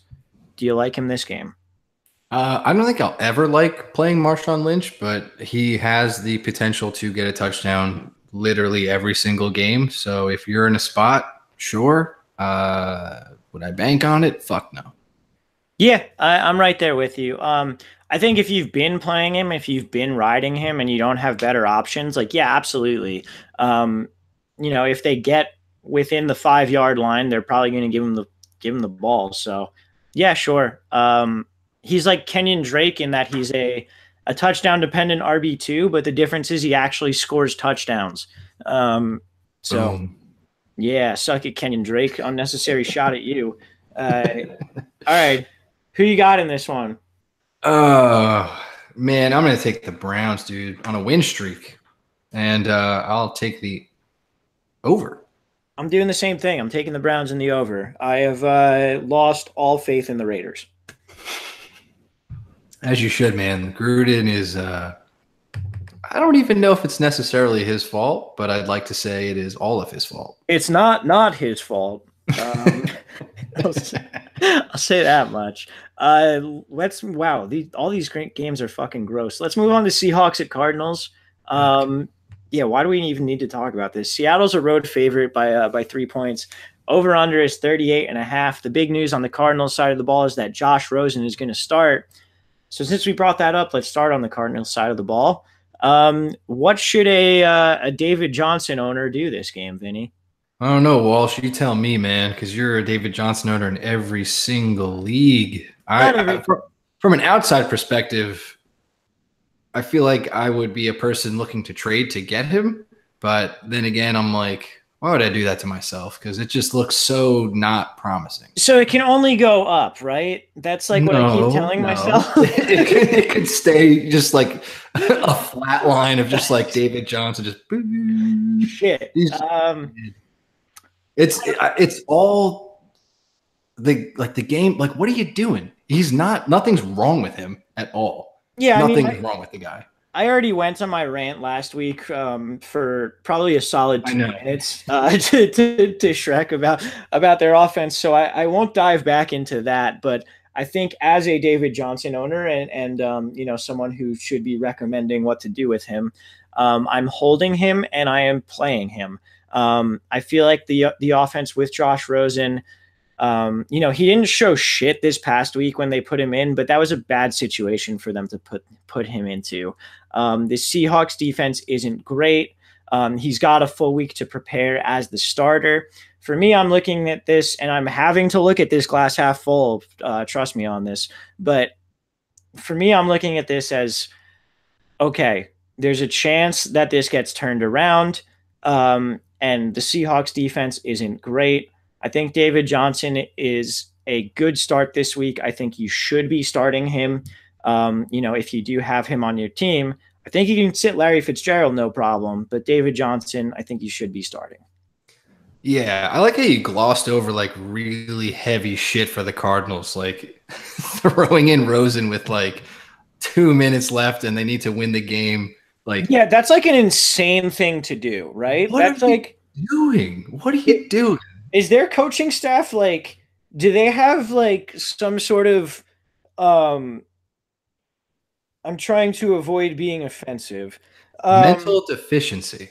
yeah, it's just like what like between the way that they've play called for David Johnson, between the way that they've used him, between throwing Josh Rosen in and just like, hey kid, go win the game, like against the best defense in the league, Yeah. like Well, that like right off the bat, I was just like, what the fuck? Like, just let fucking Bradford just die. Like, let him yeah, die out there. Like, he earned that opportunity to just, not be the starter anymore. So, yeah. like, during that game, like, he completely blew it for them. It was a close game. Let him finish the game out and then call Rosen. Like, we're calling him up. It's fine. He's good to go. But you throw him in there against the Bears. And then, like, on 3rd and 2, and you're about to cross midfield, you run fucking Chase Edmonds out there with no David Johnson, like you are the worst team in the league. You're worse than the Bills. And that's the thing that gives me pause in terms of the ability for them to improve on what they've done. Um, Larry Fitzgerald, he does have an injury too. He didn't practice today, or I believe he was limited. I forget which one. Uh, I don't think that matters. I think you're not playing him. Um, the Ricky Seals Jones train is. I know he caught a touchdown the second I got off of him, That was the funniest but thing. please do not, dude. Just infuriating, like infuriating. I don't think you should get back on him because he caught that touchdown. And David Johnson, you just need to continue to ride. You need to hope that this coaching staff gets their collective head out of their collective asshole and figure it out from there. Yes, collective everything. Just get it out of things, especially at their assholes. um, let's talk about the Seahawks before I start like headbutting my computer. Uh, the Seahawks also have been pretty disappointing. I mean, I know they beat the Cowboys this past week. Chris Carson had a huge game, but do you think Russell Wilson is still a fantasy must start? No, and like part of me is like this matchup isn't great either. So like obviously the second you fade Russell Wilson, he's gonna do his magical shit and put up 32 points. But like at that point, I don't even give a shit. I'm gonna drop him for Andy Dalton. I'm gonna drop him for Baker Mayfield. Like I'm pretty much done with Russell Wilson, and I have owned 0 shares. I'm just sick of watching him put up dud after dud and like just kind of be subpar. And it's because their team is subpar. They're not a powerhouse. They don't have a defense to back it up anymore, really. Defense is decent, offense is decent, but they're just not a team that's going to go out there and destroy someone. Yeah, Dalton's a better start this week than Russell Wilson is. I don't think it's even close. Oh, So, easily. uh, Tannehill. I would drop Russell Wilson for Tannehill, pick him up and play him. yeah, we actually didn't talk about the one that we'll talk about next, but there might be a guy in the next game who might be a better start, who you're going to be like, really, but might be a better start. Oh, you sack of shit. I might mean it, dude. All right, let's talk about his pass catching targets. Tyler Lockett has scored a touchdown in every single game so far, but even without those, he would have a weekly low of 9 fantasy points. I think he's a guy you can kind of run out there until further notice. Yeah, and then I know Baldwin might be returning this game, but yeah, Lockett's been great. I like Lockett. Yeah, I think the return of Baldwin honestly might even make Lockett more appealing to me because you've got Baldwin in this one, you're kicking Lockett outside full time, where you've got people in the slot kind of concentrating on Baldwin. He becomes the focal point of what the defense is looking at, and then you've got Lockett on the outside to break more big plays than what he's currently doing. So I think either way, whether or not Baldwin is back, I like Lockett going forward. I don't like any of the other pass catchers, though. They're not getting enough targets. Don't pick up Will Disley, please. I called that to a T. I said he would fuck you, and he fucked you dry. He got 0.3 points. Blow me, everybody. I hate Will Disley. I hate breakout tight ends that are garbage. It was more just his usage was bad. I don't know shit about the guy. He might be like a real nice guy. Yeah. Oh, yeah. I mean, that's, I'm not calling him out as a person. Just I hate when this happens and everyone gets on him. I'm like, please stop. Just don't do that shit to yourself. Yeah. And it happened. It happened. All right. What about Chris Carson, who had 32 carries this past week? Do you think he's worth a start here? He'll never see that even close for the rest of the season. So I'm going to stay away. Even in a game with like a positive game script, he'll see opportunity. Would you rather start him or Marshawn Lynch? Oh, Lynch for sure. Okay, what about him or Kenyon Drake? Wow. Man, that sucks. I would go Drake though. I really don't like the Seahawks offense. Run wise, reliability, and like whatever Pete Carroll decides to do. Okay, that's fair. I think I'd go Carson over Drake, not over Lynch, but I don't know. That's the kind of range I guess we have him in. Do you have anyone else on the Seahawks you need to talk about? No, not really. I mean, Brandon Marshall's kind of been floating around, but if Baldwin's back and Lockett's ready to rock, like, nah, not anymore. Okay, fair enough. Let's pick this one. Who do you have in this? Seahawks fat under. Yeah, I'm gonna go Seahawks and under. Let's do one more before we take a break. We'll do Saints at Giants. Saints are a road favorite by 3.5. Over under is 50. I hinted at it before. I think you can start Eli Manning in this game. Let's talk about the Giants first. Eli, dude, hasn't been the worst this season. Facing a defense that has given up a lot of points. One of their starting cornerbacks just went down to injury. They don't have shit for their other cornerbacks. Yeah, I'm in on Eli. Am I a piece of shit like you alluded to, or am I all right? No, you're not. All right, you're still a piece of shit, but not the biggest one. Okay. It's certainly a reasonable. Like, I just could never wrap. Like Eli and Joe Flacco. Like, I would never have the mental ability to pick them up, drop somebody, put them into my starting lineup, and be like, "This is what I'm doing for Sunday." It's just so rough to do every single time. But the matchup, like this should be a decent shootout, the highest over and under next to the Bengals-Falcons game. So they are anticipating a lot of points to be scored. And if Eli doesn't suck, then they're going to have a great game, which is a lot like it's such a stupid thing to say, but Eli has been prone to sucking sometimes. So it's tough to trust him, but their offense is still pretty good. And it might like, it's kind of one of those things like Evan Ingram's going to be out. So they're sort of going to have to rely on their playmakers more, like Odell. Shepard's going to be way more involved. Saquon's going to get more carries. So they might even be more balanced as opposed to trying to get opportunities to every single other person. Even with like Rhett Ellison coming in, like it just seems like they could be more balanced, but I'm so nervous about rolling out somebody like Eli. That's fair. I just think I'm like willing to start with confidence this week. Odell Beckham, Saquon Barkley, and Sterling Shepard. As you said, Evan Ingram's going to be out. I'm like I think all three of those are not just must starts, but like elite starts. Even Sterling Shepard, particularly because I think Marshawn Lattimore will be shadowing Odell Beckham, which leaves Shepard on these cornerbacks that have just. I mean, one of like God, I forget the guy's name, but the one who had Ridley in the slot last week gave up 3 touchdowns to Calvin Ridley. You know, like that's the kind of cornerbacks we're talking about right now. Yeah, and to be honest, like number 2s have killed the Saints. Yeah, absolutely murdered them. And number 1s have done pretty well too. So you shouldn't be worried about Beckham in that sense. But like there's just I feel like there's so many points to go around in this game, and they're all gonna go to about 6 people. So yeah, it's a great game to attack in that sense. So for Don's sake, let's talk about some Cody Lattimore action. Okay. I was just kidding. I don't want to talk about him at all. I mean, we can. Like, there's a chance he has a good game. I don't think, like, if you were – here's the thing about Cody Lattimore is if you were going to play him, this would be the week. And I don't think you can have enough confidence to play him this week.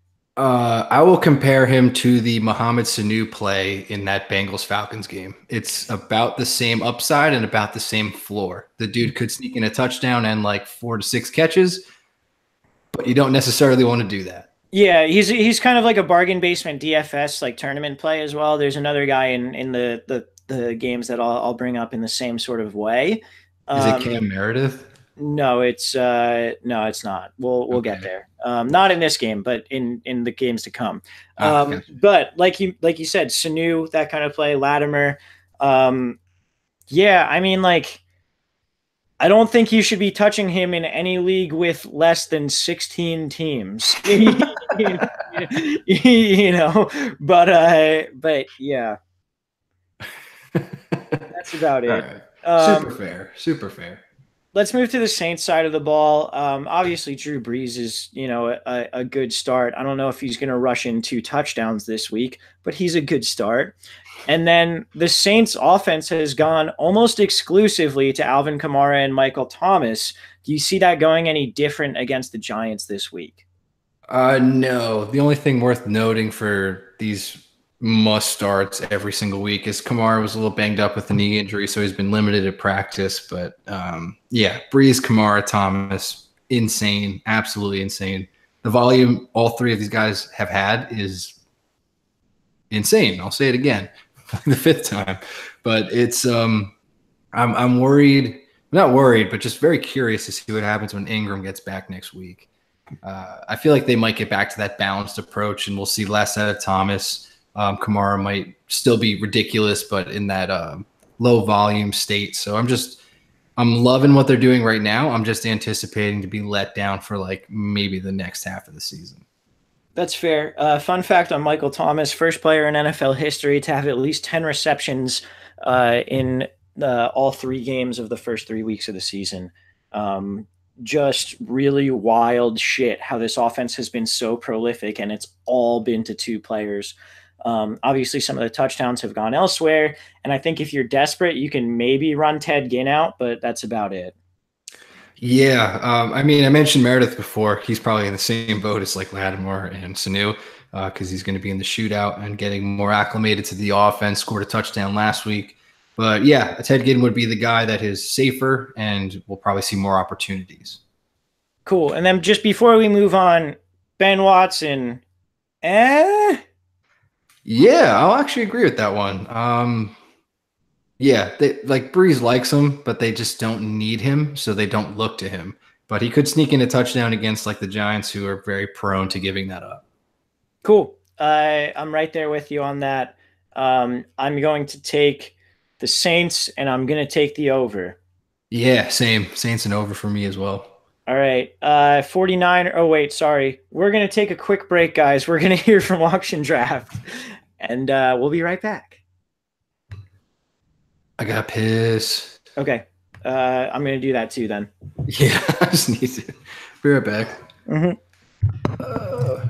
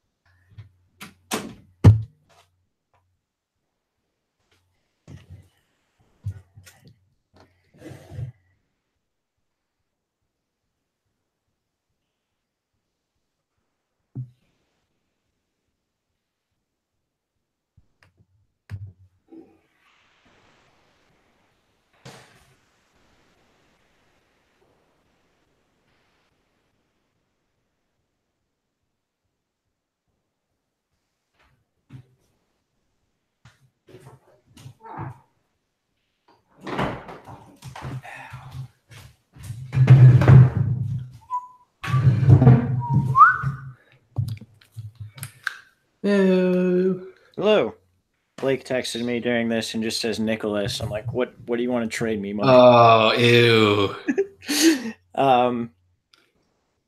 All right, let's get back into this. Yeah. Sorry. All right, guys, that was auction draft. Make sure you are checking them out. Vinny, we got 3 more games. We got some questions from the readers, and we're going to go ahead and get through those. So, next game, 49ers at Chargers. Chargers are a 10.5-point favorite. The over-under is 46.5. Obviously, the big news here is Jimmy Garoppolo out for the season, torn ACL. That fucking sucks. I don't know, man. It's hard to be confident in really any 49ers here. But with CJ Beathard or Bethard or whatever the hell, however you pronounce it, with him at quarterback, who are you confident playing on this team? Nobody really. Like Marquise Goodwin, I think can go right out the door. I think he's borderline droppable at this point because Beathard last year did not throw deep at all, and Goodwin makes his hay there. So I'm not loving that. I'd like to say Pierre would see an uptick in at least targets, but he has been just not good at all, even with Jimmy G at the quarterback helm. So I'm really worried about this offense. I really don't like anybody anymore. Yeah. The only person who I'm still mildly interested in is Matt Breida, just because he's been prolific the past couple weeks. He hasn't done it on the most usage in the world, and that's worrisome, particularly when they'll be able to focus in more on him. But I think he'll kind of get the usage that a running back should, and you should never really count out a Kyle Shanahan running back. So Breda is pretty much the only one I'm looking to start. I'm out on George Kittle until we have more data on him, because he really didn't do all that much with Beathard last year, which is surprising because they were college teammates, so you think they would. But yeah, what do you think about Breda?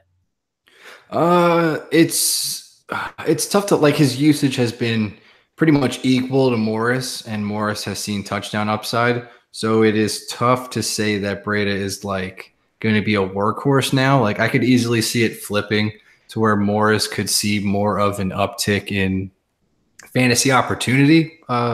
Just because I don't even know like what they would want to establish the run, but Brady's a different type of running back than Morris, and I think they would want to slow down some game script. So I think that more suits Morris's durability.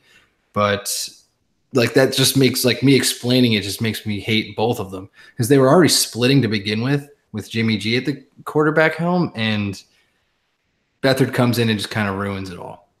Yeah, I mean, I don't see them being able to slow shit down. I mean, I think the Chargers are just going to get out to a lead and kind of have to go from there. So that's why I'm more on Breda, I guess. Though you can make an argument, even with that Kyle Juszczyk will take some of like the passing down capabilities there. Hell yeah, he will.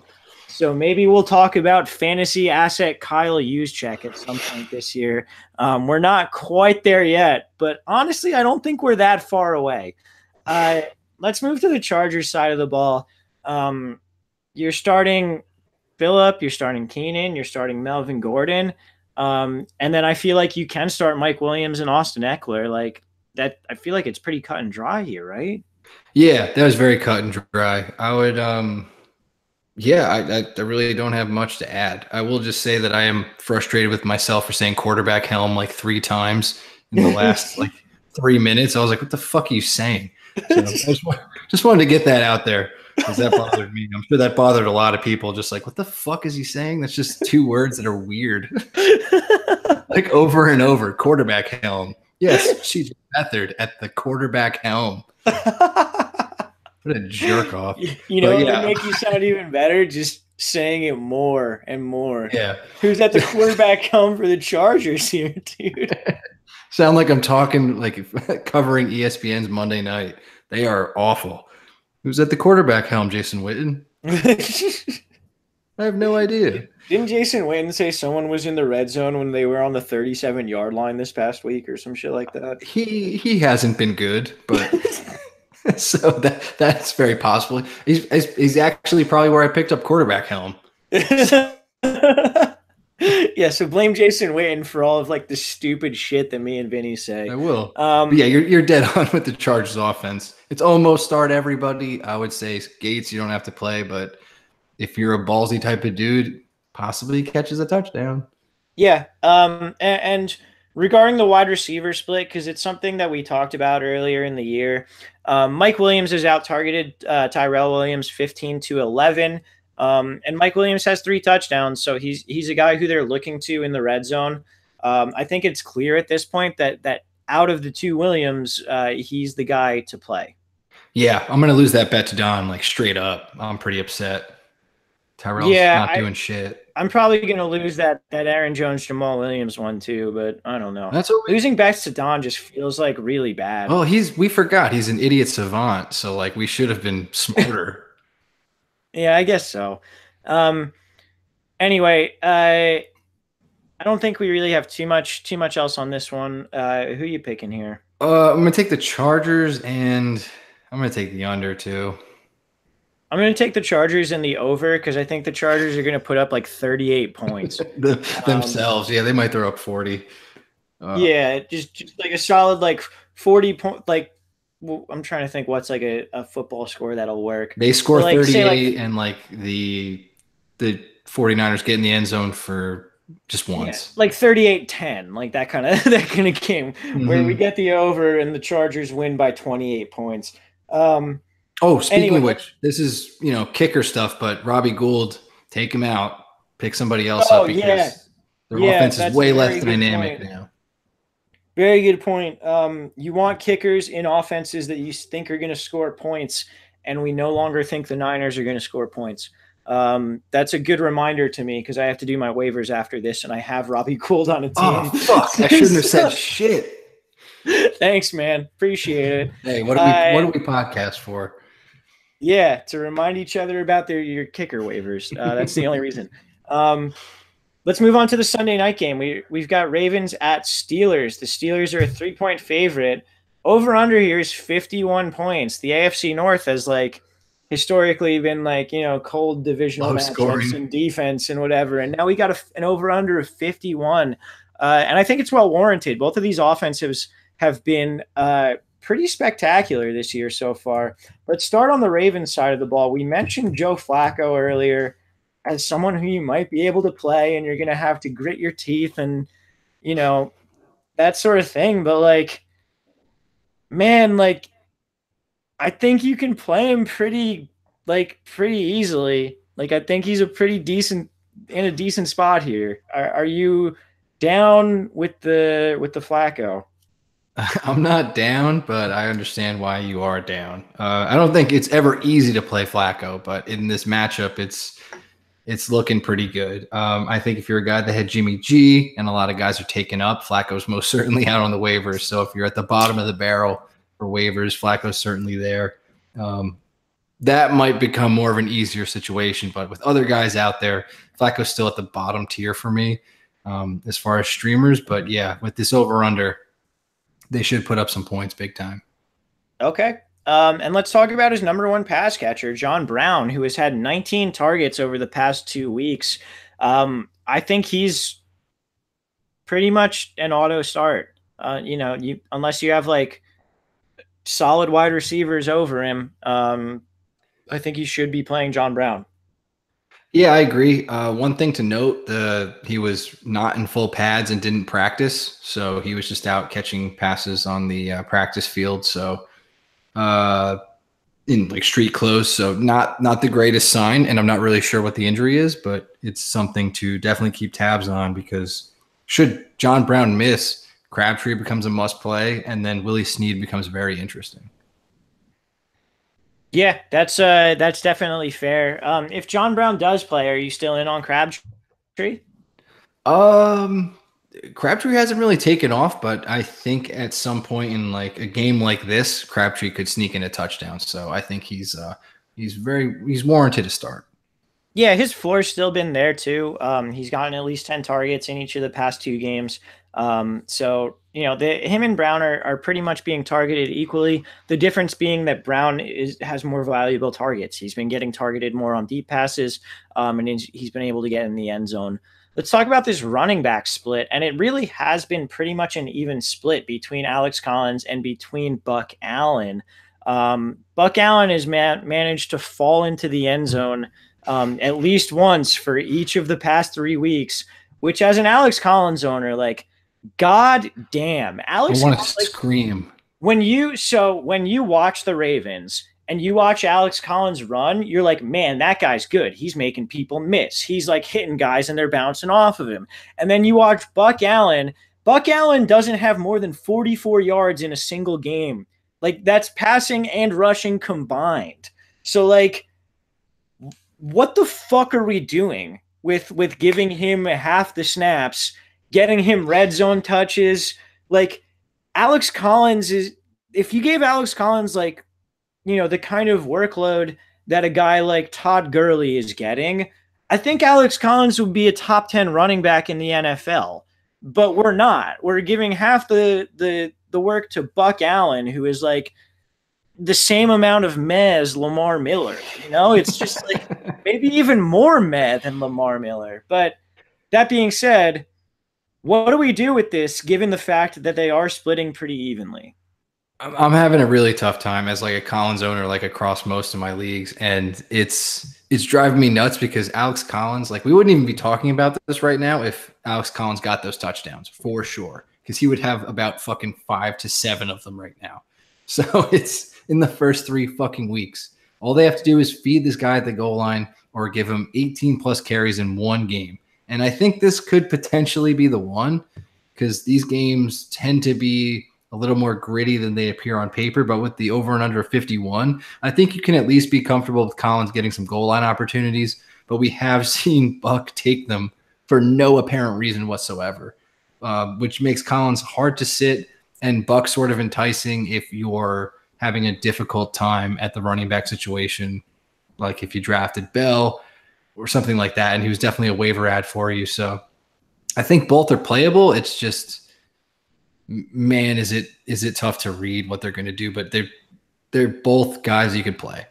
Yeah, it's annoying and it's very frustrating. But in a game with this many points expected to be scored, I think Collins is an RB2, and I think Buck Allen is a flex. I think he should be pretty comfortable playing both of them in this week.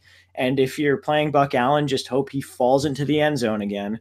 But yeah, it's worth noting on the Ravens front that Hayden Hurst returned to practice. I don't think he's going to play this week, but they have thrown a lot to tight ends. It's just been to a bunch of different tight ends. And if Hayden Hurst comes back and starts getting all of the snaps, then that's something to keep in mind. So keep that at the very, very back burner of your mind. Do not put it to the front. Dennis Pitta revived. Hayden Dennis Pitta, Franken Pitta, back from the dead. Right. No. That should be his nickname, Franken Pitta, if he comes out and starts having catches where he gets 11 targets for 8 catches and 67 yards. Just Franken Pitta. Anyway. Yeah, we should only refer to him as Franken Pitta and never explain who it is. Way to alienate new listeners. Good job, guys. All right. Fuck them. Steelers side of the ball. Play every single person. Yeah. Yeah. I would just ask you, who's your preferred tight end play, because I would lean Vance McDonald. Yeah, I think it's Vance McDonald. I don't think it's particularly close. He was coming off an injury in the first couple of games of the year, and it seems like he's the guy. Well, we know he's the more dynamic pass catcher when fully healthy, and it seems like he's the guy that will be running more routes, getting more targets, that sort of thing going forward. So when I say play everyone, I don't mean Jesse James. I mean Ben. I mean Brown, Smith-Schuster, Connor, and Vance McDonald. Yes, correct. Yeah, they should all be very good. Cool. Who you got in this one? I'm going to take the Ravens and the over. All right, I'm going to go Steelers, also over. I like it. All right, on to the Monday night game, which is also the highest over-under of the week. Chiefs at Broncos. Chiefs are road favorites, 5-point favorite. Over under is 56 points. Um, what else can you really say about the Chiefs and Pat Mahomes? This is another one where it's just such an easy play everyone game, right? Yeah, it's tough to like, dude. I got Sammy Watkins played against me the other week, and I was like, oh god, he's gonna catch a touchdown. Lo and behold, he catches a touchdown. It's yeah, it's really roll everybody out straight Yeah, up. I Mahomes, think Hunt, Hill, Watkins, Kelsey, all of them. yeah, it's worth noting that Kareem Hunt has been losing work on passing downs and in the 2 minute drill to Spencer Ware and Damian Williams. But like in a game like this, you just need to keep playing him. The touchdown equity is very high. And at some point he's gonna, break a big play, that kind of thing, which he hasn't really done yet this season. But He yeah, doesn't have to. yeah, I mean, you're playing Mahomes, you're playing Kelsey, you're playing Tyreek Hill, you're playing Watkins, you're playing Kareem Hunt. Um, yeah, that's like pretty much it, I guess. But like it's so easy with the Chiefs right now. It's just so easy. Yeah, they're disgusting. I was actually watching the replay of their game before we started podcasting against oh my god, who I'm spacing on them. Oh, the 49ers. They just, dude, they line up and you're like, this play could go to anybody and it's going to be a first down. Like any of the people they have out there. And you can see like the way they line up, you're just like, this is going to happen. And they just shred people. They have too many playmakers.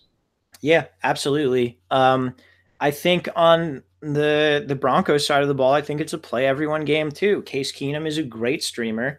Emmanuel Sanders has been efficient as fuck this year. Demarius Thomas hasn't, but he's gotten 26 targets over the first 3 weeks, which leads the team. You're not going to sit a guy who's getting, what is that? 8 targets a game, 8.5 targets a game.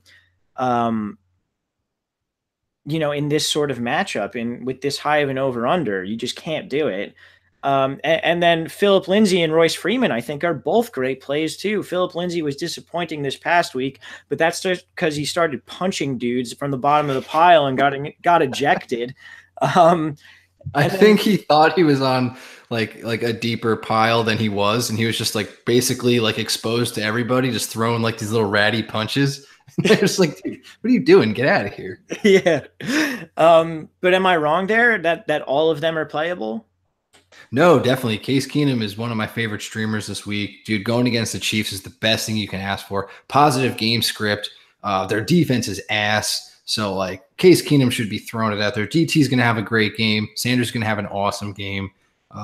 Royce Freeman is difficult to trust, but, like, he's been getting into the end zone, and they are kind of working their way to a split between him and Lindsey, and that makes them both playable every single week. Yeah, absolutely. And then here's the last guy that I said I thought was in Cody Latimer, Mohamed Sanu territory, Cortland Sutton. He's the third wide receiver for the Broncos. He's been running on the outside most of the time. Only 5 catches to start the season, but he's out there for almost all the snaps. He's running routes. They're throwing the ball to him, but he hasn't quite really gotten the efficiency. He hasn't gotten the catches yet. And in this really favorable matchup, there's a chance that Cortland Sutton breaks a big game. I like the call, but I would never make the play. Oh no, he's a bargain basement DFS tournament play. Yeah, that's also a guy I would like player prop, throw like a touchdown on and just be like, he'll catch a touchdown. Yeah, it's like that kind of thing where if you're in, a 10-team league, a 12-team league, maybe even a 14-team league, like, fuck no, stay away. There's no reason to do it. The guy has 5 catches in 3 games. But if you need a dirt cheap wide receiver to complete your roster in the Millie Maker this week, hey, Cortland Sutton, that's the guy. Yeah, I mean, we've said worse things on today's podcast, so yeah. Oh yeah, I've said dumber things within the past 20 minutes for sure. Yeah, that was definitely, and like just the shootout mentality, straight up. I started this podcast by saying to play Dallas Goedert at tight end. Yeah, I tried to shoot that down, but we have not changed pace, man. And just like so many people at the quarterback helm, like it's just a good podcast. There's just a lot of helms and a lot of quarterbacks and a lot of QBs at the quarterback helm. We So yeah, talked about so many lame ass wide receiver threes. Like it's yeah, just been brutal. yeah, absolutely. So listen to us.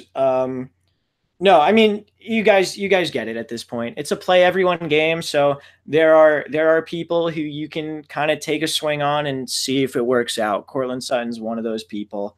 Um, yeah, I guess the last thing to do is pick this one. Who you got?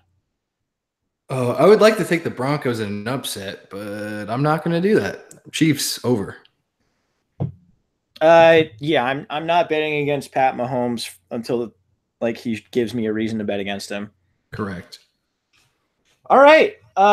We have some questions. Let me pull them up on my phone here. Um, all right. So, first question here, Fitzpatrick or Philip Rivers? Philip Rivers, easy. Yep, same to me. Second question is not a question. It just says thanks to y'all. I'm 3-0. Thank you. That's good to hear. The guy's also his name is Bitch I'm Clo. All right. Cool. Anyway, next question from MVP Gunny. Trade for oh wait. God damn. Shrek, you gotta send me this guy's question doesn't finish. Um yeah, I don't think we can answer that. This is what happens when you get questions on the fly, ladies and gentlemen. Next Wait. question. Sorry, what's up? No, I think he just put periods at the end because he's not sure. So it says trade Melvin Gordon, Marvin Jones, and Jack Doyle for Keenan Allen, Carlos Hyde, and Travis. I would assume I Kelsey. would guess Kelsey. Yeah. Okay. So he's trying to trade Gordon Jones and Jack Doyle for Keenan Allen, Carlos Hyde, and Travis Kelsey. I think I'd do You're that. you're upgrading at everything but running back. Yeah. But I like it, and I feel like that's an even one. So if you're looking to level out your team, I think that's not the worst thing you can do. Yeah, definitely. I think you win that trade, MVP Gunny. Next question: Carson Wentz or Deshaun Watson this week? Vin, who you got there? I'm gonna go to Sean Watson. I'm also going to go Watson. Next question from Ronaldo De Bruyne. Uh, Lynch or Alex Collins for running back two, and then Keelan Cole or Jamal Williams in the flex. Fuck. So I'm gonna lean Collins just because we talked about the high over under and touchdown potential, and just like Collins could easily have more touchdowns than he does. So this Same. game would certainly be one where he could get it. More so than Lynch's like fluky 3 in a row. Yeah. The next part sucks. Yeah, that part sucks. Man, you know what? Fuck it. I would go Jamal Williams. Hope he falls in the end zone because I don't trust Cole. I think PPR I go Cole. I think standard I go Williams. That's a fucking cop out answer. I don't want to say that. Um, but whatever. I'm gonna say it. The There you other one I go. think we answered last podcast, and then oh yeah, Shrek said bottom right is a repeat. All right, cool. We're figuring this all out on the air. And then one more question here from My Beard Wins on Instagram. Who are a few of your favorite DFS value plays this week? This is tough because I haven't really delved too deep into prices yet. Um, but I think we talked about. I mean, like in A terms of some of lot. the bottom basement wide receivers, we definitely gave you some of them, and like this is tournament plays. This isn't like I'm trying to like grind head to heads or like play doubles up, like double ups rather. Like I'm not recommending you play Cortland Sutton in a head to head against a random person. Um, but Cortland Sutton, I think, is one that would be interesting for sure. Um, we talked about Cody Latimer. What were some others that we had here? I would say higher level guys like Mike Williams is a good play. Taylor Gabriel. Taylor Gabriel for sure. His target share is insane and probably the most preferred matchup that he's had so far. Definitely that one. We talked about Sanu a lot. He's I like definitely a Antonio guy. Callaway also. Callaway. If Tyler Boyd is priced lower than he should be, definitely Tyler Boyd. He works in very favorable, especially with the green news. So I wonder how they priced him. But yeah, you're right. Wish we sort of priced this out. But yeah, these are some names that we can just rattle off. Yeah, I'm trying to think like or look running back that kind of thing. I feel like it's harder to find value running backs, but depending on their prices, Sony Michel and James White would probably be value guys this week. Geo is probably priced too high to really be considered a value. Um, hmm. What else? Yeah, this is tough because I normally don't even really look at like DFS prices until Friday when I start building lineups, but. Um, at tight end, definitely Dallas Goddard. Uh, Fair enough. I'll bend the knee to that one. um, Oh, realistic. Quincy and Nunwa is a sneaky. If you're trying to get one up on like a tournament, I think because seeing work over the slot for the Jags, like you see the Jags and you're like that sucks. But as we talked about in the last podcast, the most work will get done against the Jags over the middle. So it's an Yeah, interesting one. probably pretty low owned. You are correct there. Um, other than that, I just had one, and what was it? Oh, Ted Ginn too. Vance McDonald might be an interesting tight end play. I don't think he's probably very high priced. Oh, also Rhett Ellison. If we're talking tight end plays too, Wait, what? Ellison. Yeah, Okay, yeah. you don't think so? Uh, I don't love it, but I don't hate it either.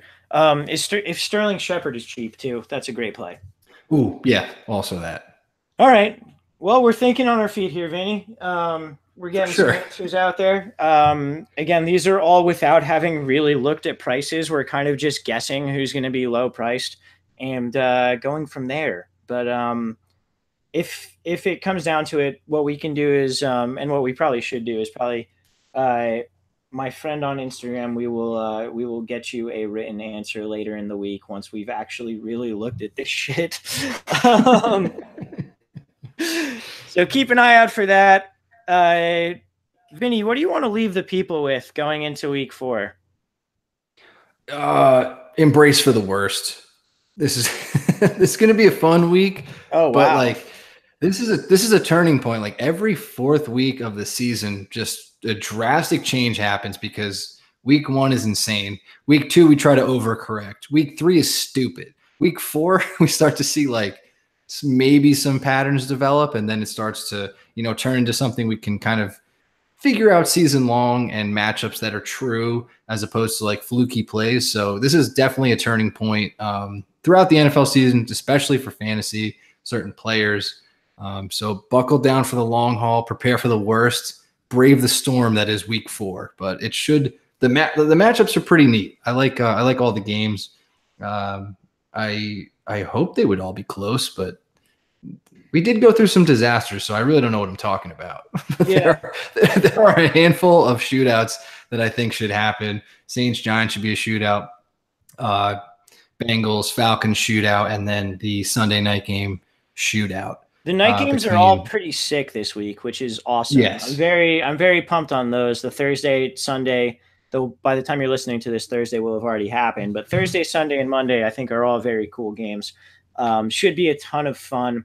And I think you're right where like this was the first week when I was doing my research, I was like, okay, like this is the first week I've brought in DVOA in terms of like stats or that sort of Mhm. thing. Because it's like, okay, now we have 3 games. We have something that we can try and fit into a pattern, something we can try and fit into a narrative, and we can try and actually figure out what's happening with these teams as opposed to just kind of blindly guessing and hoping we're correct. So we're starting to get to that point where we can look at this year's statistics and really have an idea of what's going on. And I think that's really exciting. I think you're right where this week is probably like the hopefully the last week of just like, oh man, we're gonna get blindsided by a bunch of weird shit. But but we'll see what happens. After that, hopefully we can have some more precise types of things based on what's happened this year, as opposed to based on sort of conjecture. You got anything else, Also, Vin? I was just saying this is kind of the week where you start to panic or not panic because Yes. your team is either like 0-4 or like 1-3 after this week. So this is when we start, delving more into trade opportunities or guys who are you're looking to target long range or people you want to sell and dump off. So we definitely start talking more trade throughout weeks 4+, things like that. It's just, this is where you start to get more settled in and ready for the long haul. Like either your team is good and you're okay, you're not sure what your team is yet, or you're just fucking bad. So this is the clarity week for you, hopefully. Yeah, absolutely. The clarity week, the week of clarity. Yeah, that's it. That'll do us for the week 4 preview. We hope you guys enjoyed. We hope you guys have an excellent week 4. We will be back with the week 4 recap. That'll be hitting your phones, hitting your podcast apps on Wednesday morning of next week. And yeah, best of luck, guys. For Vinny, I am Walsh. This has been Let's Talk Fantasy Football. Later, podcast.